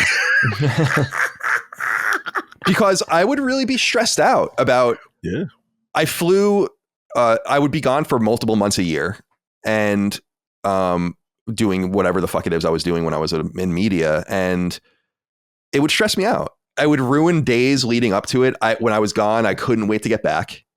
Oh yeah. Like I would land in Germany and be like, oh my God, 7 days. All right. And then it would be like, I'd wake up and be like 6 days, 5 days. That's literally the way I looked at it. And then I can come back to the United States and be like in a normal place again. No offense to Europe. It was just a joke anyway. But so they kind of baited me into that. And I agree with you where flying first class ameliorates so many problems for me. If you can afford to do it, it's very expensive. Very expensive. Now, I've never flown first class at reasonable hours. When I used to go see Dagan in Philly every few months to record, I would fly first class from LA to Philly and I would do a red eye. And it's kind of ideal because it's, first of all, it's like, all right, so it's like in the day, it would be like $2,000 or $3,000. It's like $700 or something like that. Yeah, sure. You know, and you're sleeping in like kind of a comfortable chair. You're not surrounded by you could be, but unlikely to be surrounded by questionable people. That's a good group. You know, that's a good group. Yeah. I've never had I've flown probably first class maybe a dozen times now, and I've never had a bad experience really. So that's a place to spend. I'm not a big traveler anymore though, so it's reasonable. Like when Micah and I and this will play into another story, is we have to go to Massachusetts in April for a funeral. And it's funny. It's like, how do you know someone's going to die then? It's because it's the classic New England, you can't bury people in the winter. Oh, right. Thing. Ground's so too hard. Her grandmother had passed a few months ago and we're going to that funeral and we're flying, first class. And it's like, that's just the way it's going to be. Like, to this end, I guess, these kind of go together in some sense, but like hospitality stuff, like hotels and food and drink. Now, I don't always need to stay at the nicest hotel. Like when we were in San Diego, we stayed at a reasonable, nice hotel. But I've stayed at the US Grant in San Diego, which is like the nicest hotel in San Diego. And that place is fucking sick. And you don't need that all the time, but it's nice. So like Micah and I, for her birth, we have kind of a tradition now, like for her birthday and now like for our anniversary, where we go to the Jefferson, as I brought up many times, which is like the nicest hotel in Richmond. And like, it's a really beautiful post Civil War construction. Yeah, like beautiful. You wear suits there. Like you don't like, it's beautiful. And I don't always need that. And the stay, like the bed's not like, it's nice. It's like but it's not like you're getting a better night's sleep or anything. It's really about the ostentatious nature of it. It's crazy. It's like, and it's to the point where I don't even really belong in a place like this. But we try to do that every so often. And I believe too, like food and drink, as you were saying, I think is important to spend on. And I don't mean that you have to go for the nice thing. Like I love McDonald's. Yeah. I love Wawa, but I also love like really nice cocktails and steak. Right. And I'll pay for it. Mm-hmm. So like, it's not that I'm like, I always need to eat like that. Like I've known people, especially when I lived in California, being like, I'm fucking Burger King. I'm not eating fucking Burger King or like, and I'm like, what's wrong with that? Like they want the high end shit all the time or the nice shit all the time. I'm like, no, I just want that to be an option. And in fact, it's an example of saying no most of the time and yes sometimes. And it all evens out, which is what I think is really important there. And then I have two more. And one is going to be the really like pernicious and peculiar spending habit that I have, but video games has always been a thing I've spent on my entire life. And it's why I don't understand people like it goes without saying, I guess. It's like there's a vacillation in the way people love games. And I love games enough to have bought more than 1,000 of them probably in my life. Right. Which is crazy when you think about it, like an enormous amount of money spent on games, you know?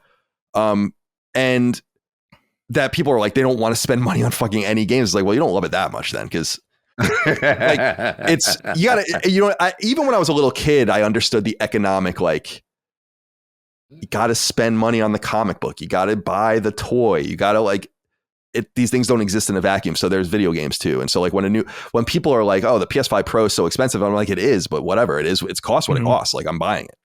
And that's the way I felt when I had nothing. Like the only console that ever came out that I couldn't afford at the time it came out was PlayStation 3. Where I was like, there's no hope of me saving enough money to buy this thing because I need to spend it on weed and pizza, you know?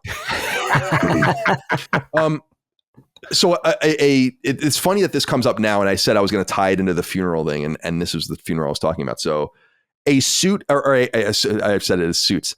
A bougie thing that I've fallen into is getting custom suits made. Now I've gotten 2 of them made now. The second one is being made as we speak. The first one was, and this is what I would call conspicuous consumption. Like this is definitely like unnecessary, but I'll explain what, as opposed to all the other things, which are like creature comforts and but so when I got married, you guys were all there. That was a custom suit. That was a very expensive suit. And I loved it. Like it was made for me by a tailor. I picked out everything. It was embroidered, all this stuff, fucking beautiful cufflinks and a tie, custom belt, custom shoes, you know. And when I went and got it, I told the guy, it's at this great place in Richmond, 707 it's called. And it's like by appointment, you go in, they measure you, they show you all the kind of shit, and it's cool. It's really cool. And I was like, yeah, this is really kind of a cool one time thing for me. Like I've always wanted to do this. And I feel like this is the appropriate time to do it, to like overspend in some sense, like more than I'm comfortable with, but like to just say like, do it for you, Colin. Like, and the reality is that people look and like, I don't do that much. I live a very Colin centric life. Like my life is exactly the way I want. And I'm surrounded by great people. I have a great wife and all of that. But like, I don't really go out of my way to treat myself to things. I really don't. I just want what I want. It's not very complicated. So the guy told me, his name was Justin, and he's the guy that's doing my suit now too. He's like, oh no, you'll be back. And he knew.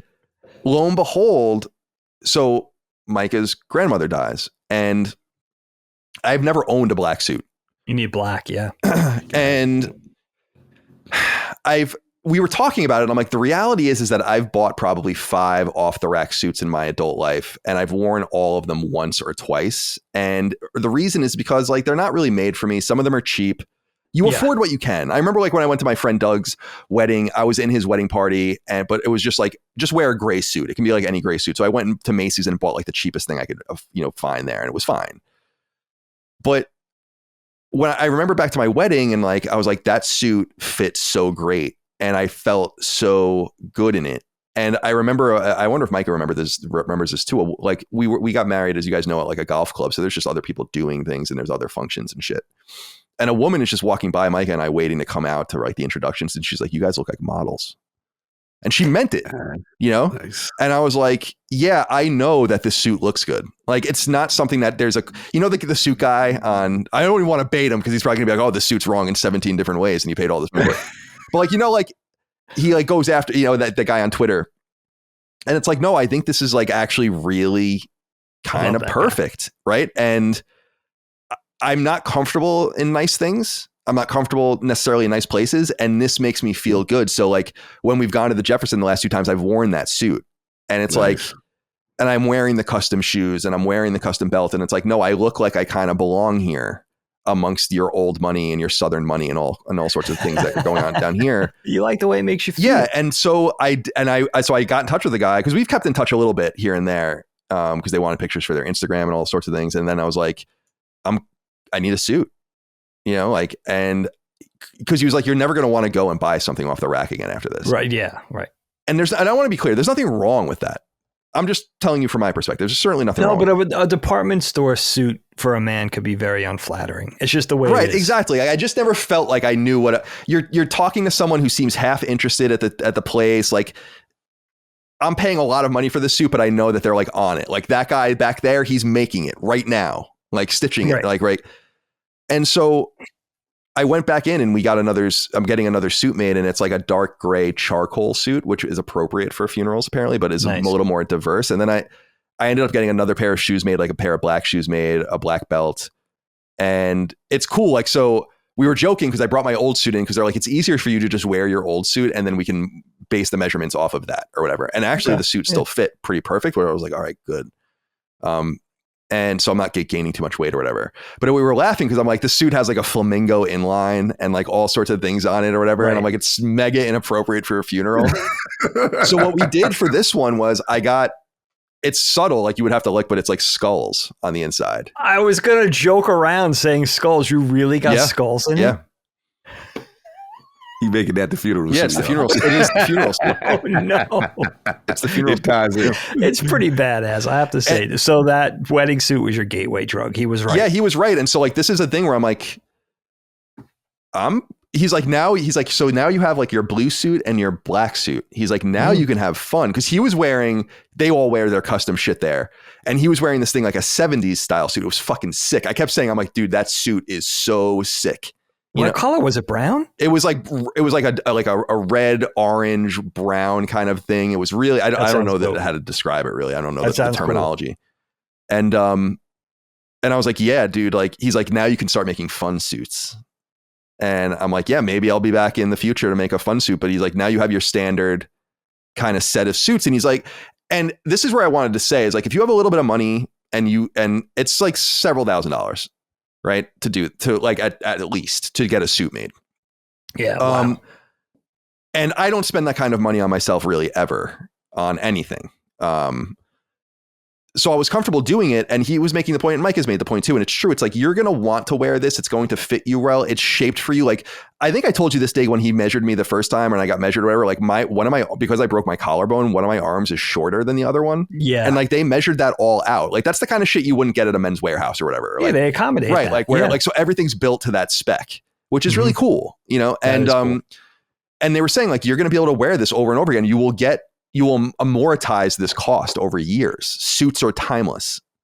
And as long as you don't gain or lose a dramatic amount of weight, and even if you do, we can adjust the suits. Like, so I was like, yeah, it's kind of an investment. And now you feel like you look good. Like when I went to our cousin's wedding in last spring, almost a year ago, I wore the suit I wore for my wedding with just a different shirt, or I actually wore the same shirt, but a different tie and different kind of setup or whatever. And I felt great because I'm like, yeah, I know I look good in this suit. Like, yeah, I know I staged the groom. It was a dick move. I big timed him. Is that what they call it? Yes. So yeah, that's the thing where like, yeah, everyone likes good food and good drink and staying in nice accommodations and all that kind of stuff. But that's kind of the thing where I'm like, yeah, that's the first thing I've ever I've fallen into where it's like, that's something a wealthier person does. And that's not really the way I feel about myself. So I have to check that about myself because I don't want to, I went into the place in sweatpants and a t-shirt, sure. But they know me, now. So I don't want to make it seem like that's going to be like the way I'm always going to dress because it's just not 99% of dude. I think I've worn jeans this year like 2 or 3 times. Like all soft pants, all just sweatpants all the time. No hard pants. But yeah, for that one thing, when you got to suit up, it feels good every a couple times a year to suit up. Go do something nice. It does feel good. Yeah. It does feel good. Yeah. Yeah. That's like a superhero. That's sweet. Right. And hey, quick thing. Because Mike and I have been marinating on this about dressing up. So I don't know if I told the story. I must have that we did our tasting for our wedding at the place we had the wedding at, and they described it as business casual. I think Dagan, you and I talked about this. So I went in like jeans and like a nice sweatshirt, frankly, like with a button down under it or whatever it was. Like yeah. And everyone was wearing suits, and I was like, you know what? I knew better. It's always better to be overdressed than underdressed. And I will always keep that in mind as I have these nice suits hanging in the closet. It's like you have an option to be overdressed. And remember, Colin, it's always better to be overdressed than underdressed. Yeah, I think I agree. So that's it's good to have that there like as a fallback as well. Yeah. Nice. Very nice. Yeah, good answers. I don't know how you've avoided the watch thing though. Because these guys you're talking to, these guys in the suit store, the tailors, these are definitely watch guys if they're suit guys. Yeah, I like so actually I expressed 15 years ago probably that I really always wanted to buy a nice watch, like wear like a nice heavy watch. And Uncle Mike bought me a nice watch. It's like a Fossil watch, like a kind of like a starter nice watch, right? Sure. And I wore it for a long time, but I realized for several years in San Francisco, but I realized like I have girlish arms. Like I don't think a watch looks good on me. Like a real watch looks good on me. I wear the Apple Watch really for its telemetry and it's useful, but I'm not wearing it as a fashion symbol at all. Sure. I would feel like an imposter with like a Rolex on or something. Not because I couldn't buy one or wouldn't want one, but because it's like, it's not really your thing. Me with a Rolex, it's kind of weird. The Roly? In my opinion, I don't think that fits me at all. Okay. All right. With the suit, I'm thinking. Yeah, but then it's like, all right, so you're going to spend, you got the shoes, the tie, it's like $4,000 for all the stuff, whatever it is. It's like, then you're going to spend $30,000 on the watch that you wear twice a year. Go 10 on the first one. Can you even get a $10,000 Rolex? I don't even know. Like, I guess so. Rolex, I don't know. But other brands, other nice brands. It's like, got to give them that Protect. Everything I know about Rolex comes from Antiques Roadshow. They were literally like, this guy was in Vietnam in 1971 and 1972 and he went to like the commissary and bought a Rolex and then never wore it, and here's like the original box and all the paperwork and it's worth like $300,000 or something. It's like, Jesus Christ. You can buy a house. You know who was a big watch guy? Was Nick Scarpino, or probably is Nick Scarpino. Oh, is that right? Huge watch guy. Yeah. Oh, I never knew that about him. Oh, interesting. Okay. He used to be on like forums and shit. Like he was like real. We used to make fun of him because he was like mega nerdy about it. Yeah, like that's cool. Wow, like the reset era of watches. I never noticed his wrist. Now I have to look. All right. They banned people for being too woke at the reset era watch forum. Yeah, the watch. Yeah, reset. You're being too Gamergate adjacent. Ugh. So, Gene, we haven't heard from you in way too long, Gene, my friend. Give me the scoop on this. Yeah, I have an interesting background in splurging. So my father is a hotel executive. He's I don't come from money. He started as a bellhop and worked his way up to restaurant manager, to food and beverage manager, to vice president, to president of the hotel chain or whatever, right there in Guam, in the Pacific Islands, right? And so he was a big hotel and restaurant type of guy. So he would always take me into like the nicer restaurants. So I was really, really exposed to that early. So I think probably the biggest example. So I do have a nice watch. It's a Louis Vuitton watch that was $16,000. And I keep that around. I did get that for a good price. I had a good connection in Louis Vuitton. And I bought it for only $3,000. You would buy that. You would buy a $16,000. That's a real good. No problem, right? 100%. So I still have that, and that is kind of like my insurance policy for when shit really hit, when shit really hits the fan for me, right? But I don't come from money, but I do love spending money, which is why I don't have a lot of money. Probably the biggest splurge I ever had, and probably the biggest regret, was when I spent $1,500 on a meal. This was at a restaurant in Hawaii that's now closed down because who the fuck would eat there? It was called Vintage Cave, and it was started by God, let me look up the. So he was a real estate billionaire, Japanese real estate billionaire, Takeshi Sekiguchi. And he started Vintage Cave in 2012, where you need $500,000 to buy a membership to be able to eat there. What? So you need to be spending annually $500,000 to be able to eat there, because they had custom made bricks, but most importantly, he owned 18 original Picasso paintings. So when you go in there, you are seeing original Picasso paintings, and you're going to eat around there. No way. There's like private rooms, and this is where Obama and Michelle Obama ate too. There's a private room where it's just like 4 paintings, and it's just a little nook, and that's where you eat. 13 to 15 course dinner, and the dinner itself will set you back about $1,500. Just for you? Yeah, for 2 people. For 2, so like, okay. No, about $750 for 2 people. Okay. That's a lot. That's a lot. It's a lot. I've never spent that much on food. No. Yeah, it is absolutely the most. I've never spent that much on food ever since either. Right? I did not spend $500,000 to get a membership. I knew the chef, so he was able to get me in. And again, I was an influencer. Remember? Yeah. So it would behoove people to know that Gene Park is eating at the Vintage Cave, right? Okay, can I get a tangent on one of our fucking Reddit commenters real quick? Sure, go ahead. This guy was accusing me of lying that I had a birthday party at the Trump Hotel, because he was really confused. He was like, "Why would Trump give you a birthday party? Who the fuck are you? You're not even a celebrity. Why would he give you a free birthday party?" And I was like, "Do you understand that Papa John's does not actually hand make your pizza for you before you got hired for saying it on all the time?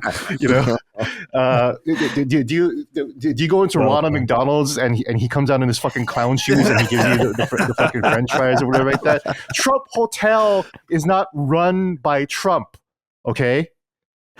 Trump did not personally contact me and say, "Hey, Gene, I really love to give you to celebrate your 33rd birthday." It was my 33rd birthday. It was my last big birthday party at Hawaii. And yes, it was a free party because the Trump Hotel promoters knew that if you host a party with me, then that would probably be their biggest night of the year in terms of alcohol revenue. Because I draw people in. My birthday party would draw like 300 to 500 people into the room. That's a huge night for anyone. So the Trump Hotel wanted to hop on that. So please understand, when I say the Trump Hotel threw me a birthday party, it was through their promoters, and President Trump did not do that. Please understand life in general. For fuck's sake, man, Jesus Christ, dude! Like that is like weird levels of like inexperience of how life works. Like, what the fuck, dude? Anyways. What the hell? I'm getting a phone call. It's a spam call. So I ate at the Vintage Cave Honolulu, $1,500, 15-course meal. I regret it because the fucking dishes were so fucking small, dude. Oh yeah, you get 15 plates of like little things like this, little tapas, and I was just like, it's just one bite. And then you on to the next course. Was it good though? It tasted good. Yeah. Right? It was tasty, but you know why I deeply regret it? Because I went to fucking McDonald's afterwards. Oh, that's when you know. And I got myself a 10-piece chicken nugget meal with French fries, and I was like, oh, finally, You're I'm still full, starving. It was a total fucking ripoff, but it's a story to tell. Yeah, that's where the $1,500 comes in. Sure. That I can tell you guys that I spent $1,500 on a meal for that. I hate the name of that advise this. restaurant. And the fucking place closed down because who the fuck has $500,000 to spend a year? Yeah, that's really only for the billionaires, not even for the millionaires. Yeah, I don't think even Kanye would be able to even afford to eat there. Like regularly. But this guy was a real estate magnate, the magnate in Japan and in the Pacific Islands. He owned like a whole bunch of hotels. He owned the properties of all that, and he just happened to have all these Picassos. Splurging, what's interesting is that I never splurge on games. I've always been a little tight on that. When I got the PS4 Pro, I sold my launch PS4. I don't just have a launch PS4 and a PS4 Pro. I went to GameStop to trade it in. And I regret that because I regret not having a launch PS4. That sucks. Like as a collector and as a PlayStation fan, I wish I had that original box PlayStation, and I might still try to go out and buy one anyways, just to have one, right? Fortunately, the PS4 Pro I have is the one that has PT still installed. Cool. That's cool. Dude, that gives a lot of value in there. It's the only game installed on the PS4 Pro right now. Valuable hard drive. How much are those going for now? Probably a couple $100. So that's not that much. Okay, not bad. Especially, it probably the price probably went down because PT has been emulated and you can just play it on PC. Yeah, that's true. Whatever too, so it's fine. So for games, I haven't been splurging much. I've been splurging a lot more lately, just because I've just been spending a lot of time gaming more these days, and I'm kind of falling in love more with the hobby as I've grown up. But probably my biggest regular splurge, the one that I don't cut back on, is women. Okay. I just had a Valentine's date, and that was. I didn't drink, but she drank a lot of champagne, so that ran me about like $500-$600. For a Valentine's dinner at a nice Greek restaurant in Arlington, Virginia. Okay. And I wanted to impress her, and that's why I've been showing up a lot of episodes of LSM this month. we gotta supplement that. You know what I'm saying? I respect it. Now I mean, like I'm testing her out, like, babe, I'm podcasting for you, baby. I'm working so hard, I love it. But like when I mentioned earlier that I'm the Louis Vuitton Don. I like spending money on good clothes. I have a lot of when I shop dress shoes, I shop at Salvatore Ferragamo. Those are Ferragamo. Yeah, those shoes go for at least $500 to like $1,300. So I make sure I get those. Do you get what you pay for? I learned at a very. I'm sorry. I was gonna say you get what you pay for though, right? With some of this stuff, it's true. I still wear the shoes that I fucking bought 10 years ago. Exactly. Like the Louis Vuitton flip flops that I bought. Those are still my only pair of flip flops. They're a little beaten down, but they're still good and they're still comfy as hell, man. It feels so good. Sorry to interrupt you. No, you get what you pay for. Like the suit that you bought that was a couple $1,000s. Like that's it's great that you're gonna be able to use that in any other opportunity. Right. Like you look great in it. Yeah. And I can easily see you just using that suit. Oh my god, yeah, you'll see me in that suit probably 25 more times in my life. Yeah, like you're not gonna look at it and be like, oh, Colin's in a wedding suit. No, it's like Colin's in a nice suit that fits him really well. It doesn't look embarrassing in it. Right. Yeah, I never want to be embarrassing. Like people, suits too big, suits too small. It's like fucking pants are like billowing in the wind. Yeah. Right. Like baggy suits were like fashionable at some point. I don't really understand that, but anyway, that's another thing entirely. Yeah. So I don't own a lot of expensive suits because most people can't fucking tell like what an expensive suit looks like. So it's whatever. But it's shoes, true. I feel like most people don't know. Yeah, shoes people can tell though, especially women. So that's why the only reason why I buy expensive shoes is because women can notice that. I learned at a very young age that women actually pay attention to shoes, whether they're Nikes or Ferragamo or whatever.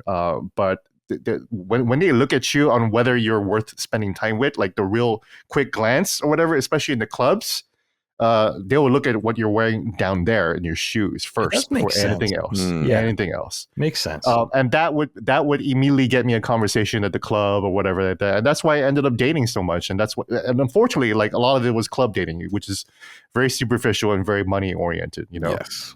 Which is hence why I'm not married. It's tough out here in these streets. I'm just not trained in deeper relationships. Literally to 2 weeks ago, where I'm just like whining and dining this girl for what? I don't know. Gene, you got to stop fucking with the hood rats. Gene out here tricking, man. Club rats. That's what it is. But yeah. Oof. But yeah, it's mostly to kind of impress women, to make them know that I'm not a complete scrub, even though I'm not that rich. But I'm trying to put off the air that at least I can put myself together well, that I understand luxury brands well, So when I buy gifts for women, I would always splurge. It would never be like, oh, here's something from my, I'm being thoughtful here, No, I'm buying you Tiffany's. Oh, you going in? I will buy you jewelry. I will buy you earrings. I will buy you a necklace. I'll buy you a purse. I'll buy you a Gucci purse. Hermes purse. I'm very well versed in all of these luxury brands because I know that chicks love this shit. Yeah, so they do. Like I might have to buy another purse sooner or later. My girl's birthday is next month, and I know she wants a purse. So I'm just like, fuck. Let's see what you out here tricking, man. I like it. It's tough, but yeah, for me, I can never spend too much on women for sure. Of course, when I'm at a strip club. I would always. You making it rangy? You making it rangy? I would always make it rain. I would always make sure that I was taking care of the girls. But whenever I go with the boys, I would make sure that my boys are taken care of too. So that's why like I got a reputation for let Gene plan your bachelor party because he's always gonna like make sure that you have a good time and that you're going to be paid attention to very, very well. So I always make it rain from my boys too, whenever they want to have a nice bachelor party or a birthday party at a strip club or whatever like that.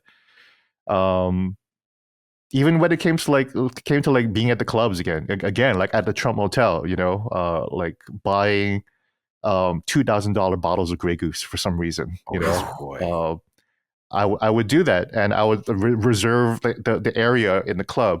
There's a really funny section in part in Succession where Tom is the middle manager at the Fox News Network company there, was trying to bring his lackey Greg out because his wife is out, right? So he was like, "Come on, Greg, I'll take you out." And then they go to this restaurant where they have to eat like a bird and put these handkerchiefs over their fucking heads. Yep. And they're like, "Oh, it's this is what we're doing. You're living the life, Greg. It's fine. Just do it, right?" And you're just eating birds, tastes good. And then they go to the club later, and then they go to the upper section where it's like $5,000, $7,000 or whatever like that. And then Greg asks, "So you mean to say that we're paying $1,000 to separate ourselves from everyone else for alcohol?" And Tom is like, "Yeah, we're totally being ripped off, dude. Have fun." That's exactly what it is. You're just being ripped off. Why the fuck is Grey Goose costing $1,200? Crazy markup. It's insane. The markup makes no fucking sense. Even when you look at the Super Bowl, like the Super Bowl parties or whatever like that, when you have the little nook at the Super Bowl parties, shit's like $70,000 or whatever like that, and all you're getting is just chicken wings and Grey Goose and Bacardi or whatever like that. Shit that you can just buy at Safeway, bro. Yep. Yeah. You can go to Safeway and buy those same buffalo wings and the same vodka, and just have yourself a $7,000 party at home. That's real talk. But you're paying for the visibility. You're paying You're paying to let people know that you're different. That you're not part of the riffraff. Yeah. You're not gonna be at a dance floor sweating it out with all those people. You're dancing alone in the corner. I post. I rented this corner. But fortunately, this would attract a lot of women. So you wouldn't really be dancing alone because all the girls, again, you say club, you say hood rats. They're not hood rats. They're bottle rats. Yes, they're showing up because you got the bottle. Yep. And the girls are there with you, and they want to feel special too. Sure, yeah, that's a status thing, man. Yeah, it's a status thing. So for me, money was video games is not a status thing. No. Having a PS5 Pro, I'm not going to go around and be like, "Hey, girls, So I got it home. Flex. Yeah. I got that new pisser technology. You know?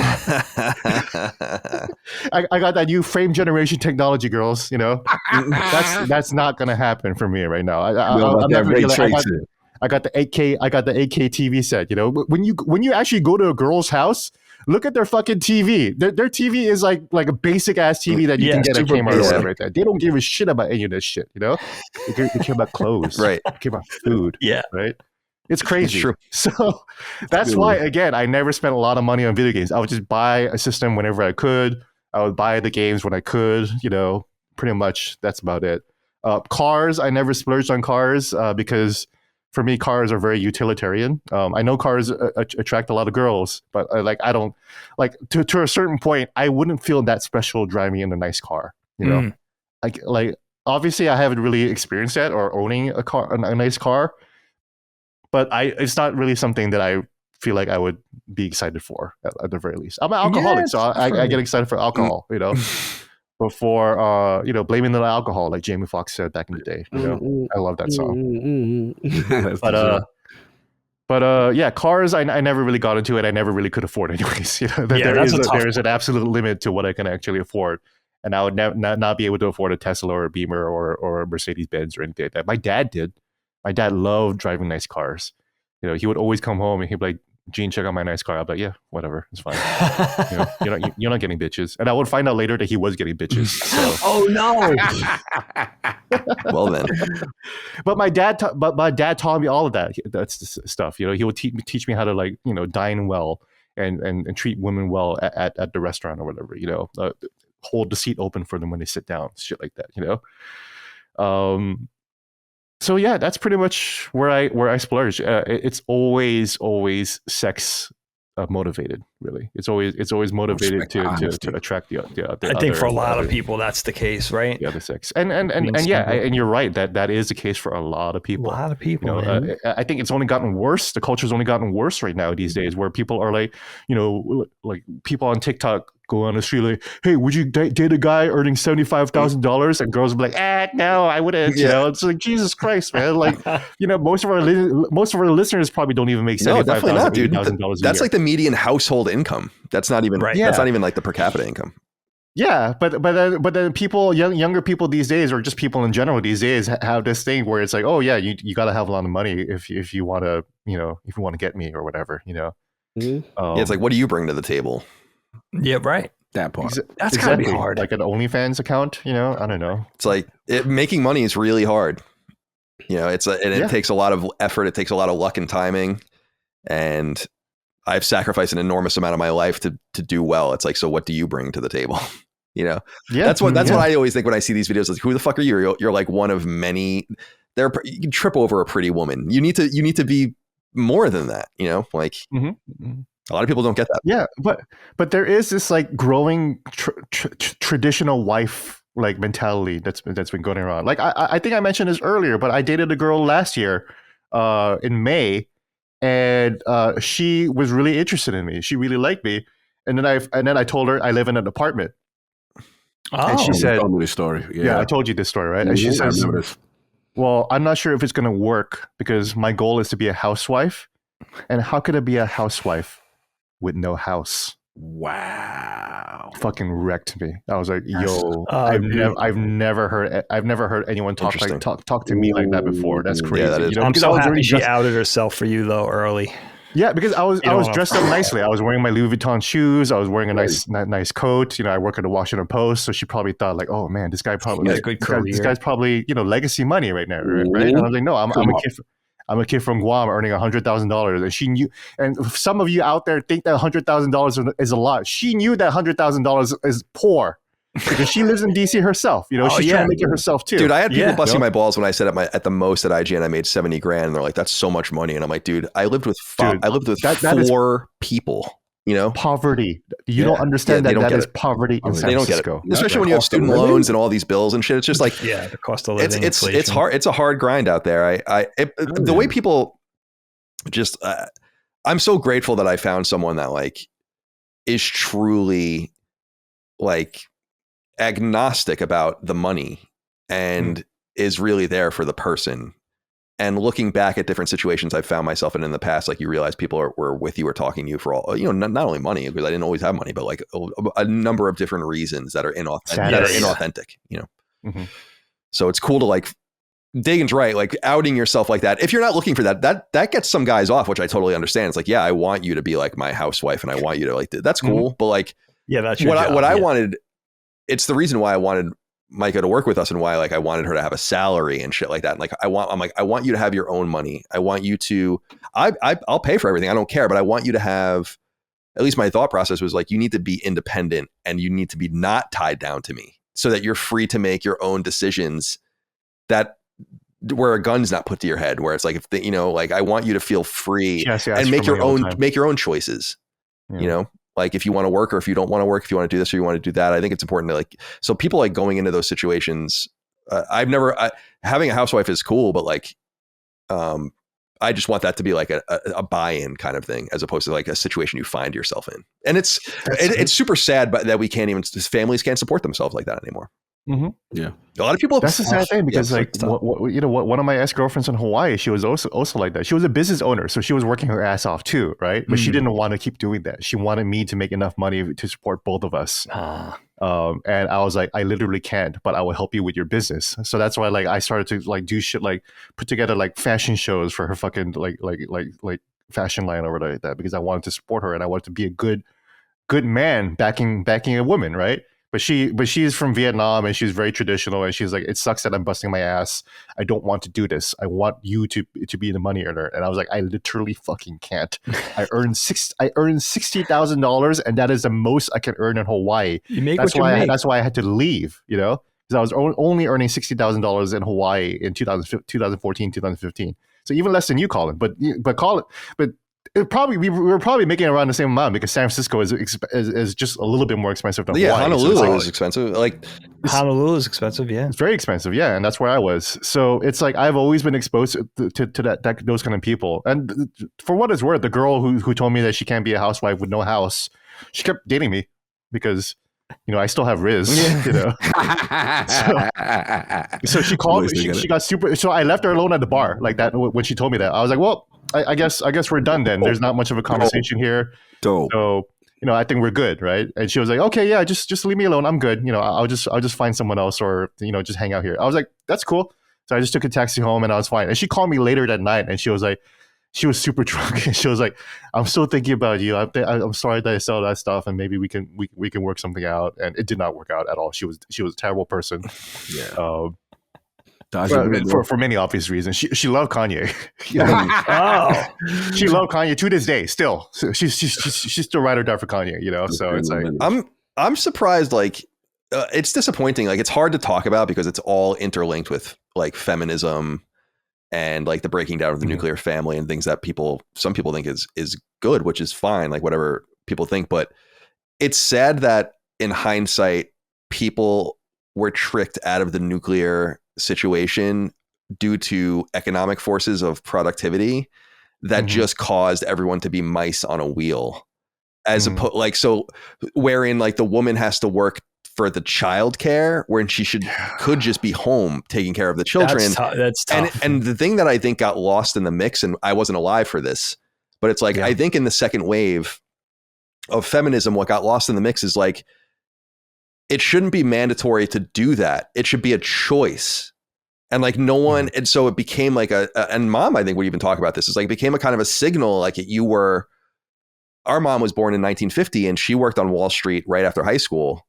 Right. And I think it was a signal. It's like, it's very Peggy from Mad Men, where it's like upwardly mobile is in and of itself a status symbol, but it felt like you had to do that because the prevailing forces of culture were telling you that, when really we should have just kept the status quo, and we don't need this level of productivity. You're paying for the things that should be provided by the family. Yeah. That's very tricky. It's very difficult to talk about because it could be distorted. Yeah. It's not to say that women shouldn't have the choice, or men, if they want to be the stay-at-home dad or whatever. It's just to say, I do believe the ideal is like married couples with one person tending to the money and one person tending to the house and like the life.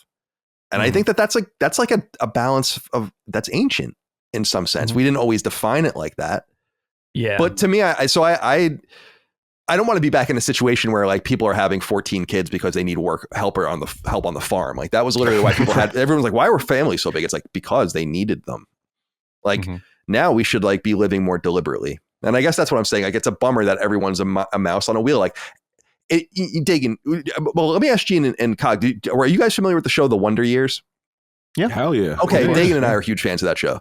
And there's a really great episode. You know how it vacillates between serious episode and funny episode and serious episode and funny episode? It's brilliant. Yeah. There's the episode where Kevin goes to work with his dad. Do you remember this episode? And he finds out why his dad is so miserable because of the way he's treated. And like the shit situations he finds himself in, and it gives him this whole perspective and the way his dad is treated at work and the way he's talked down to and all of the rest, and how his dad is kind of taking it out on everyone else. And the beauty of that situation, if you want to call it that, is that at least it was just him. And like the mom was still grounded. But in modernity, they're both the downtrodden. Stressed out. Yeah, right. They're both strung out adults. So there's no one for the kids to hinge onto. Yeah. And it's all fucked up. It's all fucked up. I'm sorry. It just is. It's all fucked up. Economic forces made a single working, household almost impossible. And it's not just money too. I think the factor was women wanted careers. Right. But you know what I mean? They wanted to endeavor in a profession. Because it was which I think is great. But it's also because I think, and this is what I'm saying about second wave feminism, which was positive in many ways, but of course, but it undercut motherhood. It undercut stay-at-home moms. Like, oh, that's it. Mad Men even gets a little bit into that, but like, it's like, oh, I'm the stay-at-home mom. It's like that was a sign of honor. It's like, I'm the child bearer. I'm the caregiver. I cook. I clean. Everything's good. No choice. And the money comes in from the other person. And I'm like, it's like. And it's not just daycare, Kyle. It's like cleaning, paying to get the house cleaned because no one could do it. Right, exactly. It's in other words, it's like I really think if some people what's sad is that like some people are doing it and extracting 20% of the value. Right? Because they're like, so we have to pay for all that shit, and then I'm working for $5 an hour, which we need to make ends meet. It's fucked. That's definitely. I'll give you some perspective that was really enlightening for me. I went in for a procedure in the middle of this week, just a routine thing. I went in for a colonoscopy, not to be gross. Oh shit! But I'm obsessed with genes. You know what I mean. So that was my first one. And it was interesting in a myriad of ways. Yeah, everything's good. That's good. How are your poops? Poops are great. Oh, I haven't pooped yet. Well, I'm saying beforehand. Oh, dude, it's horrible, isn't it? The fucking. It was the juice that you got to drink. I was telling because I've had 3 of them, although I've not had them in recent years. Because I have bad stomach and bad colon. I was talking about this on Sacred. Is like, it's fucking comical what they do to you. Like it's like you're pooping water, like clear water by the end of the for process. Hours. Yeah, it's bad news. Yeah, they had me on that Plainview stuff, and I heard all the stories, and it lived up to every horror story I heard. It was like I didn't think I was going to make it through. I thought I was going to have to give up. And you know what? To add insult to injury, my procedure was super early in the morning, like early bird, 6:45. I had to be there, so I had to do it through the night. Yeah, I couldn't sleep. Yeah, you don't sleep. Yeah, that's always my procedure too. It's always in the goddamn butt ass early in the morning. So my butt ass is just like leaking all the way up until the actual procedure. Bad news. Brutal, so it's just a wasted day. But yeah, I totally get you. I'm not looking forward to next month either. Oh man, poor chief. I got to do it. I got to do it for my own health. No, you got to. I got to do it annually now for me. Yes, annually. Okay. Absolutely. But it wasn't, just being there, and they, it's a whole machine, and they got it like a well-oiled thing, and it's fine. But I'm obsessed with anesthesiologists. Like I think that those guys have an amazing profession, and I joke around before a procedure because that's the way I kind of ease the tension and the apprehension and the anxiety. And I was joking around with the anesthesiologist. He came over. I was like, I was telling him, I was like, I've been an animator for 30 years. I fucking hate it. Like I love my job, but I hate the industry. I said, level with me. 51 years old. Is it too late to become an anesthesiologist? And he started laughing. He was like, yes, it's 100% too late to become an anesthesiologist. I was like, I appreciate your honesty. That sucks. And then he was telling me, you know what though? Like he has a son who's in residency right now, and he's thinking of anesthesiology, and he's trying to steer him clear of that because his wife does it too. And they grew up with 4 kids. And they both did it. and working like the 24-hour shifts and being on call all the time. He said it was only my kids all complained to a kid that they only ever had one parent at a time. Mm. And my first thought was, well, I had two thoughts. My first thought was, you guys both make a lot of money. Was it really necessary, right? To have two, right? But I guess it depends on the lifestyle and all that kind of thing. And the second thing I said to him was, he was wearing like a beautiful, like Breitling watch. And I was like, yeah, but look at your watch. And again, he was laughing. This is right before I got put under, you know? So he was obviously appreciating the fruits of his labor, right? He was rocking it. Yeah, as they should. Those are the people that should be rich. Yeah. A super important job. But I thought that was interesting that two people that probably make $500,000 a year, right, could probably be okay with 500,000. But they both, you know what I mean? Because that's like two people making 250. That's a lot of money. No, that's an enormous amount of money. Still, in this world of inflation and everything, that's still a lot of money. That's a lot of money. That's still good. Yeah. But I thought that was interesting. 250. You know. Again, like two career people. What was the story there? You know, medical school. You know, all that kind of thing. Okay. You know, cast your lots together. You make a beautiful living. You know, maybe you have trust funds for your kids with that much money. Who knows? Yeah, I mean, I love the medical fields just because it's like such a sacrificial thing. Like, and I'm not talking about being a nurse is tough, like, and all that. And I'm not undercutting that, but specifically being a doctor, like it's a literal lifestyle. And I think any of us would have the aptitude if we put our minds to it, but it's like, I don't want to, I couldn't imagine wanting to spend my life like that. Like that's so they should make a lot of money and be well compensated because it's crazy what they have to do and like all the hurdles they have to go through and the amount of stress that's probably and responsibility. It's crazy. Like I was saying that to someone recently, like, oh, it was Uncle Mike when we were out to dinner recently. I was like, I don't know anything that matters. I don't do anything that matters. Well, I think we were talking about teaching. And how important it is to get good teachers and all that. And I'm like, the beauty is that my entire career was predicated and is predicated on things that don't matter. So it's easy. It's like, there's nothing riding on it. Yeah. A child's it's future indulgent. or something, like, you know, like, yeah, there's nothing riding on it. That's my thing too. It's indulgent. It's an indulgent profession. It's just what I happen to be talented at and I enjoy. And the thing about a doctor is you're always on call. I think about that all the time. You're never off. You're on a plane. You're in a restaurant, you're on vacation. You're always that thing. Like, I'm never in a restaurant. There's an emergency. Is there an animator? You know, somebody said, is there an animator in here? You know what I mean?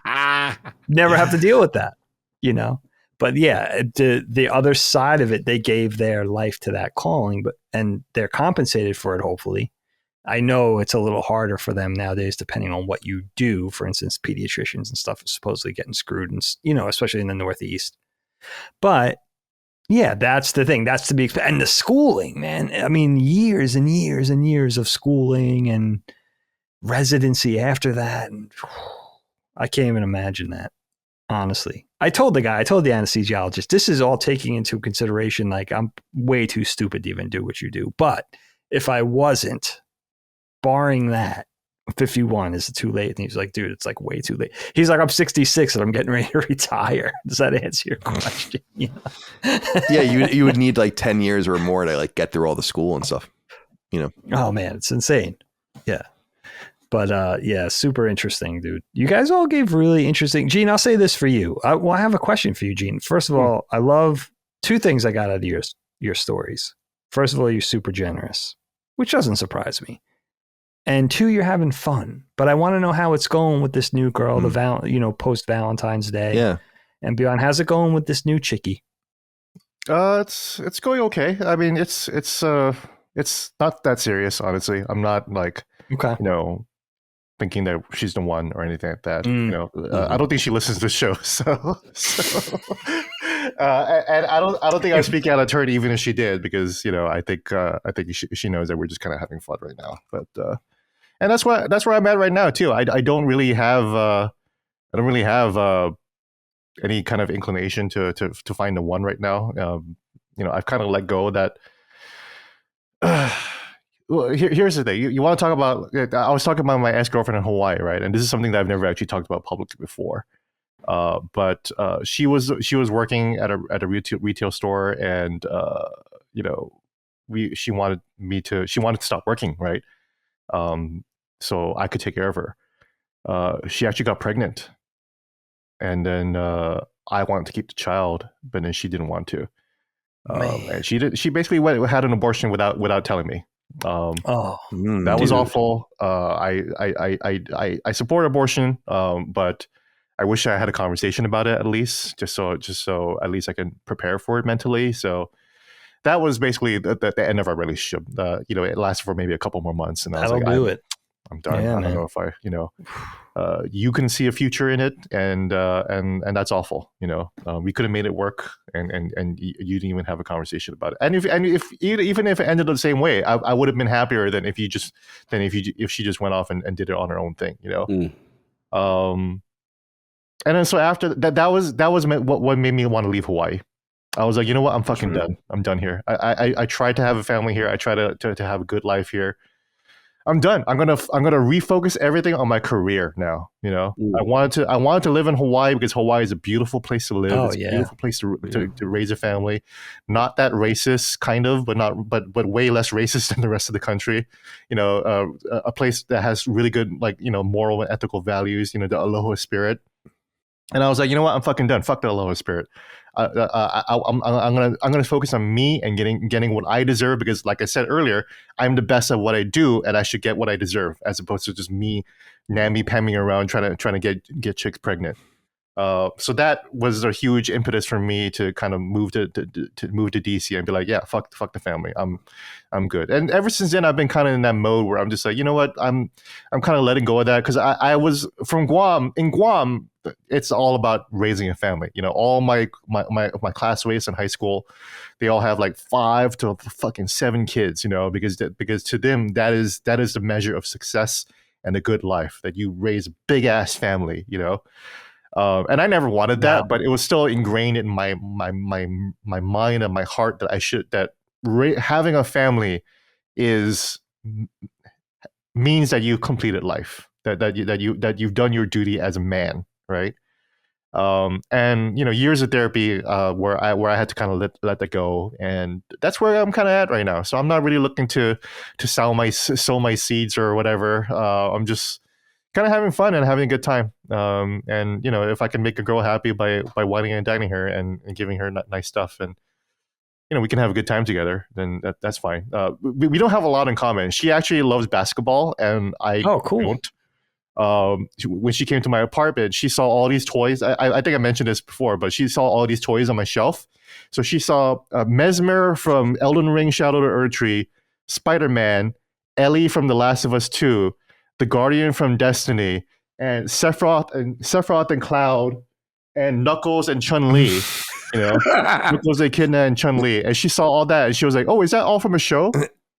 No! All together. All together. I was like, "Oh, I wish that'd be a fucking cool show to have Ellie versus Sephiroth. That'd be dope. Goodness. I want to see who wins that fight, or what Ellie said, what kind of puns Ellie would say with Sephiroth. But I couldn't say any of that shit because she wouldn't get it. So all I said was, "Yeah, I wish that'd be cool." No, that's all. I'd be down stuff. for that. Anyways. Smash. That would be a great Smash lineup. That's crazy. I kind of like that though. Like, isn't there something refreshing about that kind of ignorance about the things that we love? It's kind of neat. I don't know. I mean, maybe that's a little too ignorant. Wouldn't it be cool if someone had the power? Fortnite is probably the closest to do this because it incorporates everything into like the metaverse of metaverses. But like a fighting game that's very well respected, where it kind of drafts in anyone, and it's like you're invited. Like like Ellie, you're invited to whatever tournament, but it was like everyone bought in on it, but no one knew what was going to be next in some sense. It would be impossible, obviously, but it would be like Ready Player One, right?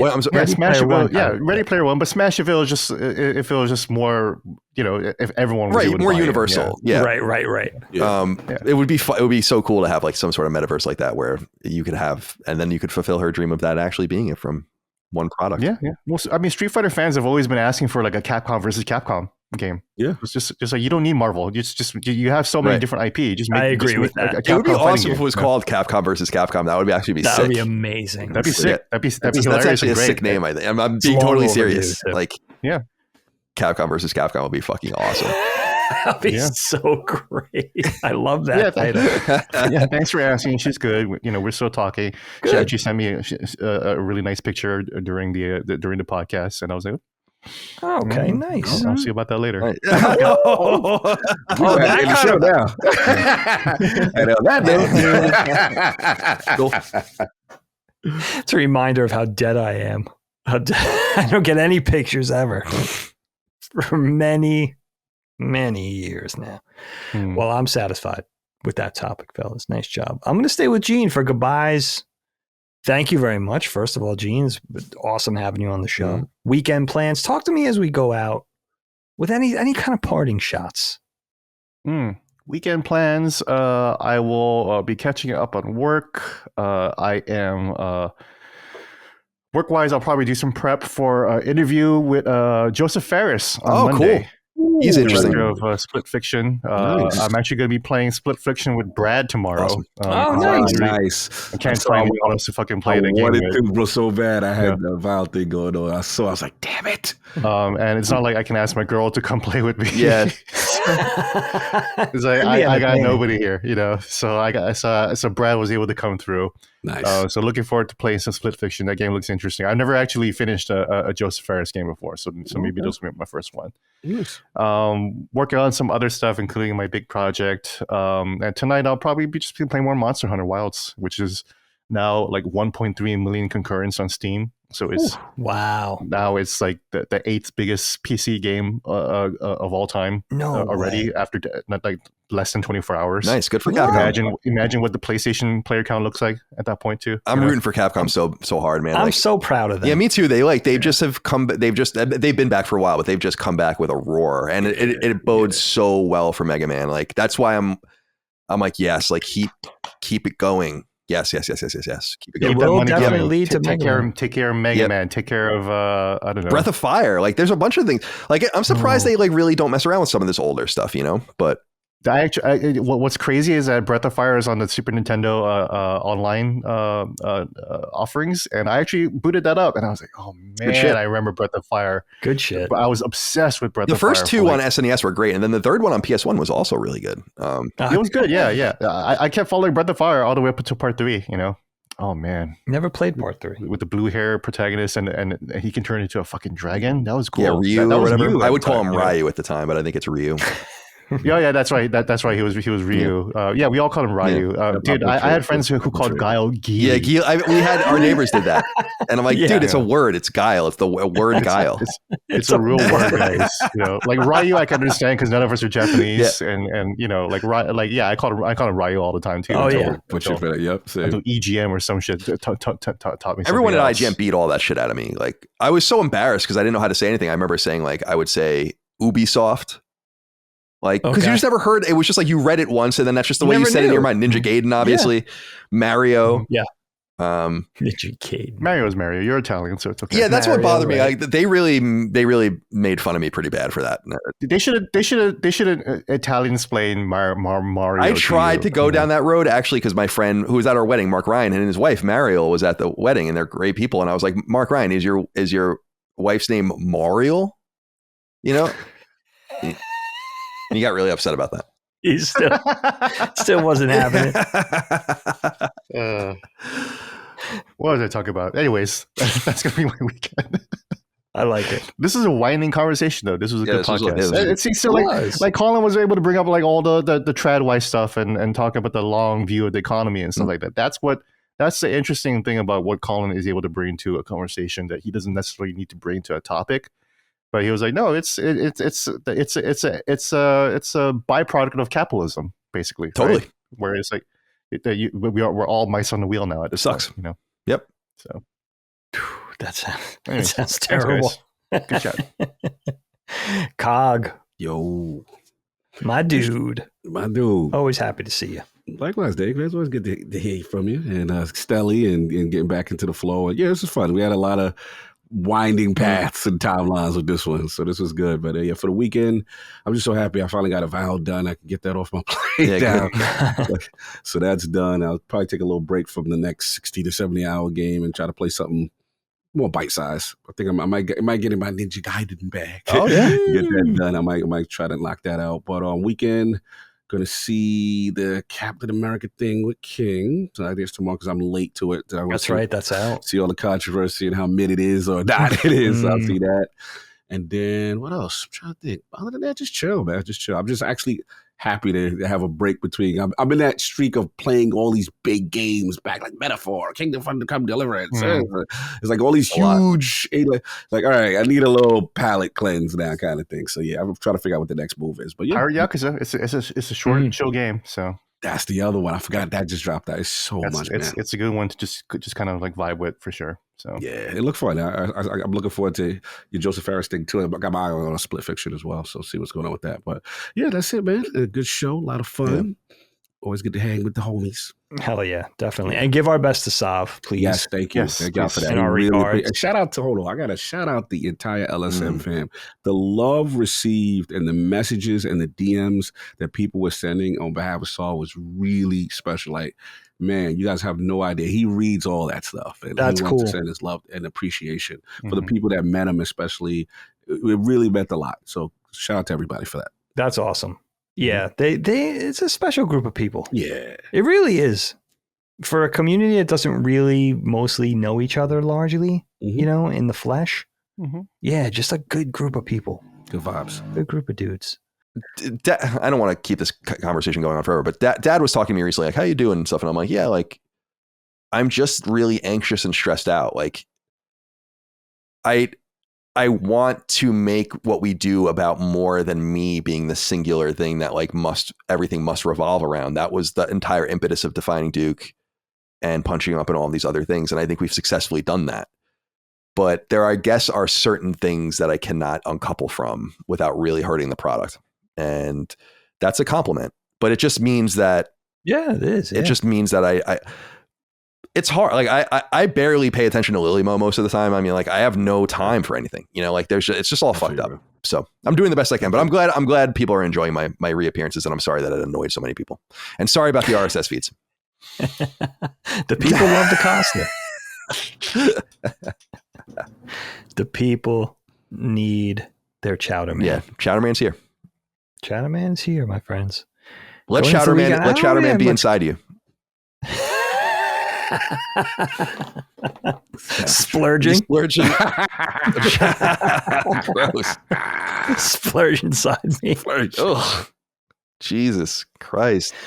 Come on. Let's keep it pure. Let's keep it 100. Go to the week. I got much going on. We got, my 14-year-old's basketball playoffs. They're still in it. Oh, great. The Sixers. It's elimination now, lose and go home. But we got another second round of the playoffs on Sunday, so that's exciting. And then tell that kid to put up or shut up. He's doing good, man. He's got good D. He's like usually number 3, so he's down low but tight, getting tight. Like this year, the evolution has been tremendous. I don't think you could say that he got good D, but. Yeah, that was questionable. I don't know. He might have to meet Uncle Kyle. He's getting tall too, so his game is it's evolving. It's evolving. He's getting there. He's like he's like more of a defensive player. That's cool. Yeah, it seems to be where he's gravitated, and he's a chess player too, Kyle. So you appreciate that. He seems like he's always 2 or 3 steps ahead. He's very good.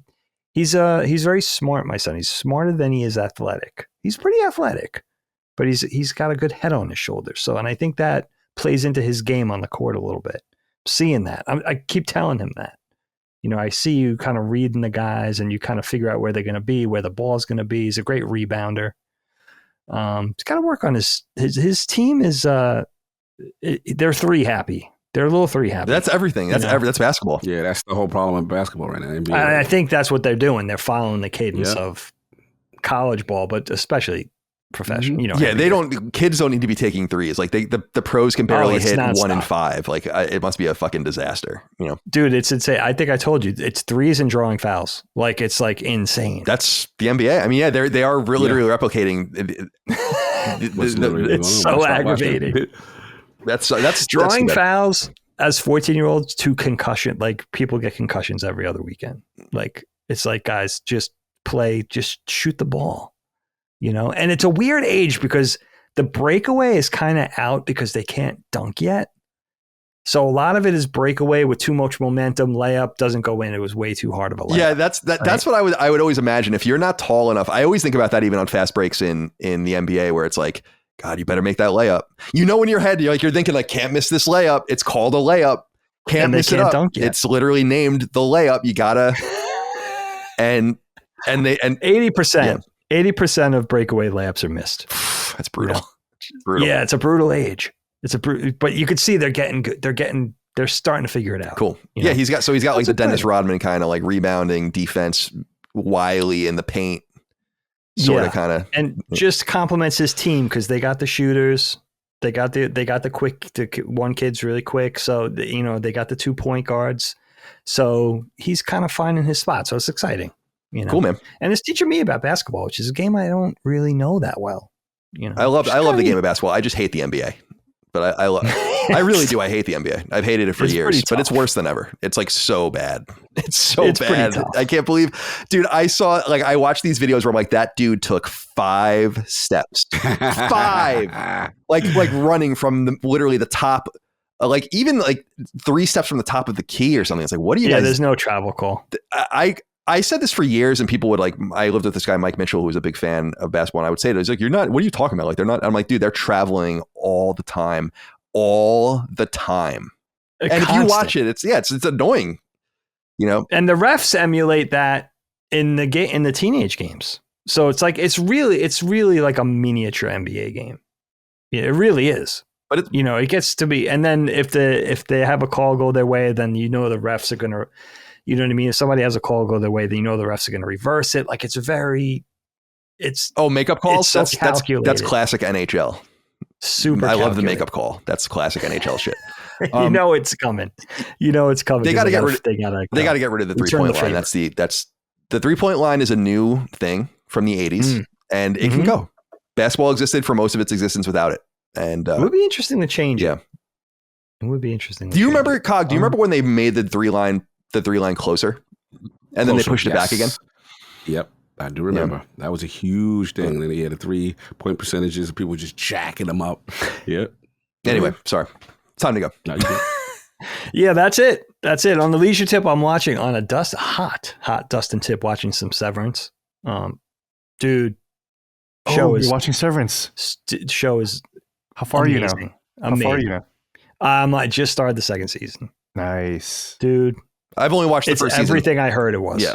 Oh, you watched the first season now? Very special. I watched it when it was on last year or 2 years ago, whatever it was. All right, cool. Oh, I didn't know that. Yeah. Oh, I didn't know that. Yeah, I loved it. But I'm waiting for this season to finish, and then I'll get an Apple subscription. Yeah, just do that then. Because it's too much. Like I like to just dive in and do it in a day or 2. It sucks to it's painful to wait for the next episode. It was painful to like the way the first season ended. It was awesome, and I was like, I was like, damn, man, that was a hell of a cliffhanger, man. Oh, I couldn't believe it. I watched it in the middle. I only watched it in the middle of the 2nd season, so I was able to dive right in like a spoiled brat, and I was like, I cannot believe people. Yeah, I got to jump in. How did they wait for the last 3 years? I'm late to this. I got to get in on this. Oh, you're gonna it's a truly, what I will say about it is, like, I was saying this about that murder mystery game that's coming to PlayStation next month, where it's like a truly new idea. This is I've never seen anything like Severance. There's nothing like it. No, nothing. Yeah. Our TV critic at the Washington Post called it probably the best show since Twin Peaks in terms of like doing something like Interesting. that. I agree. Yeah. I agree. That's high praise. That's what, 40 years, almost 35 years. Yeah. So it's very. I mean, like, better than Lost, better than Westworld, all of that. Oh, yeah, stuff. Lost, I agree. So far, right? Lost. I think so. The only shows that would be up there for me are like Mad Men, Battlestar Galactica, like a few others, and it's different enough where you don't even rate it there. Right. You know what I mean? It's because it's very Lynchian. It's truly different. But anyway, it's just different. Yeah, it has to be more like Twin Peaks. Like, I wouldn't put Breaking Bad and Severance even in the same conversation. No. Different, whole different conversation. At this point, Breaking Bad is still the better show because it's complete, and we're still waiting for Severance to finish. But really great stuff. Anyways, beautiful. We should do a Severance podcast sometime. I would love that. Yeah, almost essential. I don't even know where to start with that show.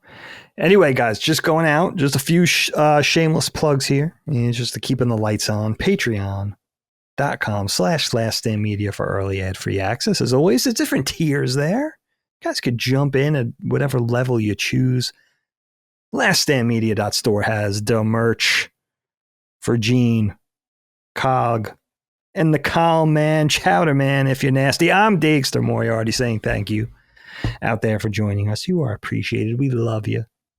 Next week, same bat time, same bat channel. In the meantime, go listen to your second favorite podcast. Or don't. I don't care. You're ready to listen to this one. I don't, I'm not. It's all downhill from Whatever. here. Now get out. Constellation is a product of Last Stand Media and Collins Last Stand LLC and is proudly recorded in the USA. The show was conceived by and is directed and hosted by me, Colin Moriarty. My co-host is my brother, Dagan Moriarty. The show is produced by Last Stand's executive producer, Dustin Furman. All Last Stand theme music is by Ramon Narvaez, and all of our graphics and logos are by Dagan Moriarty. As you know, all of Last Stand Media's podcasts, including Constellation, are fan-funded on Patreon at patreon.com/laststandmedia. The following names are at the producer level on Patreon, our highest support tier, and we're infinitely grateful for your thoughtful and kind contributions to our independent endeavor.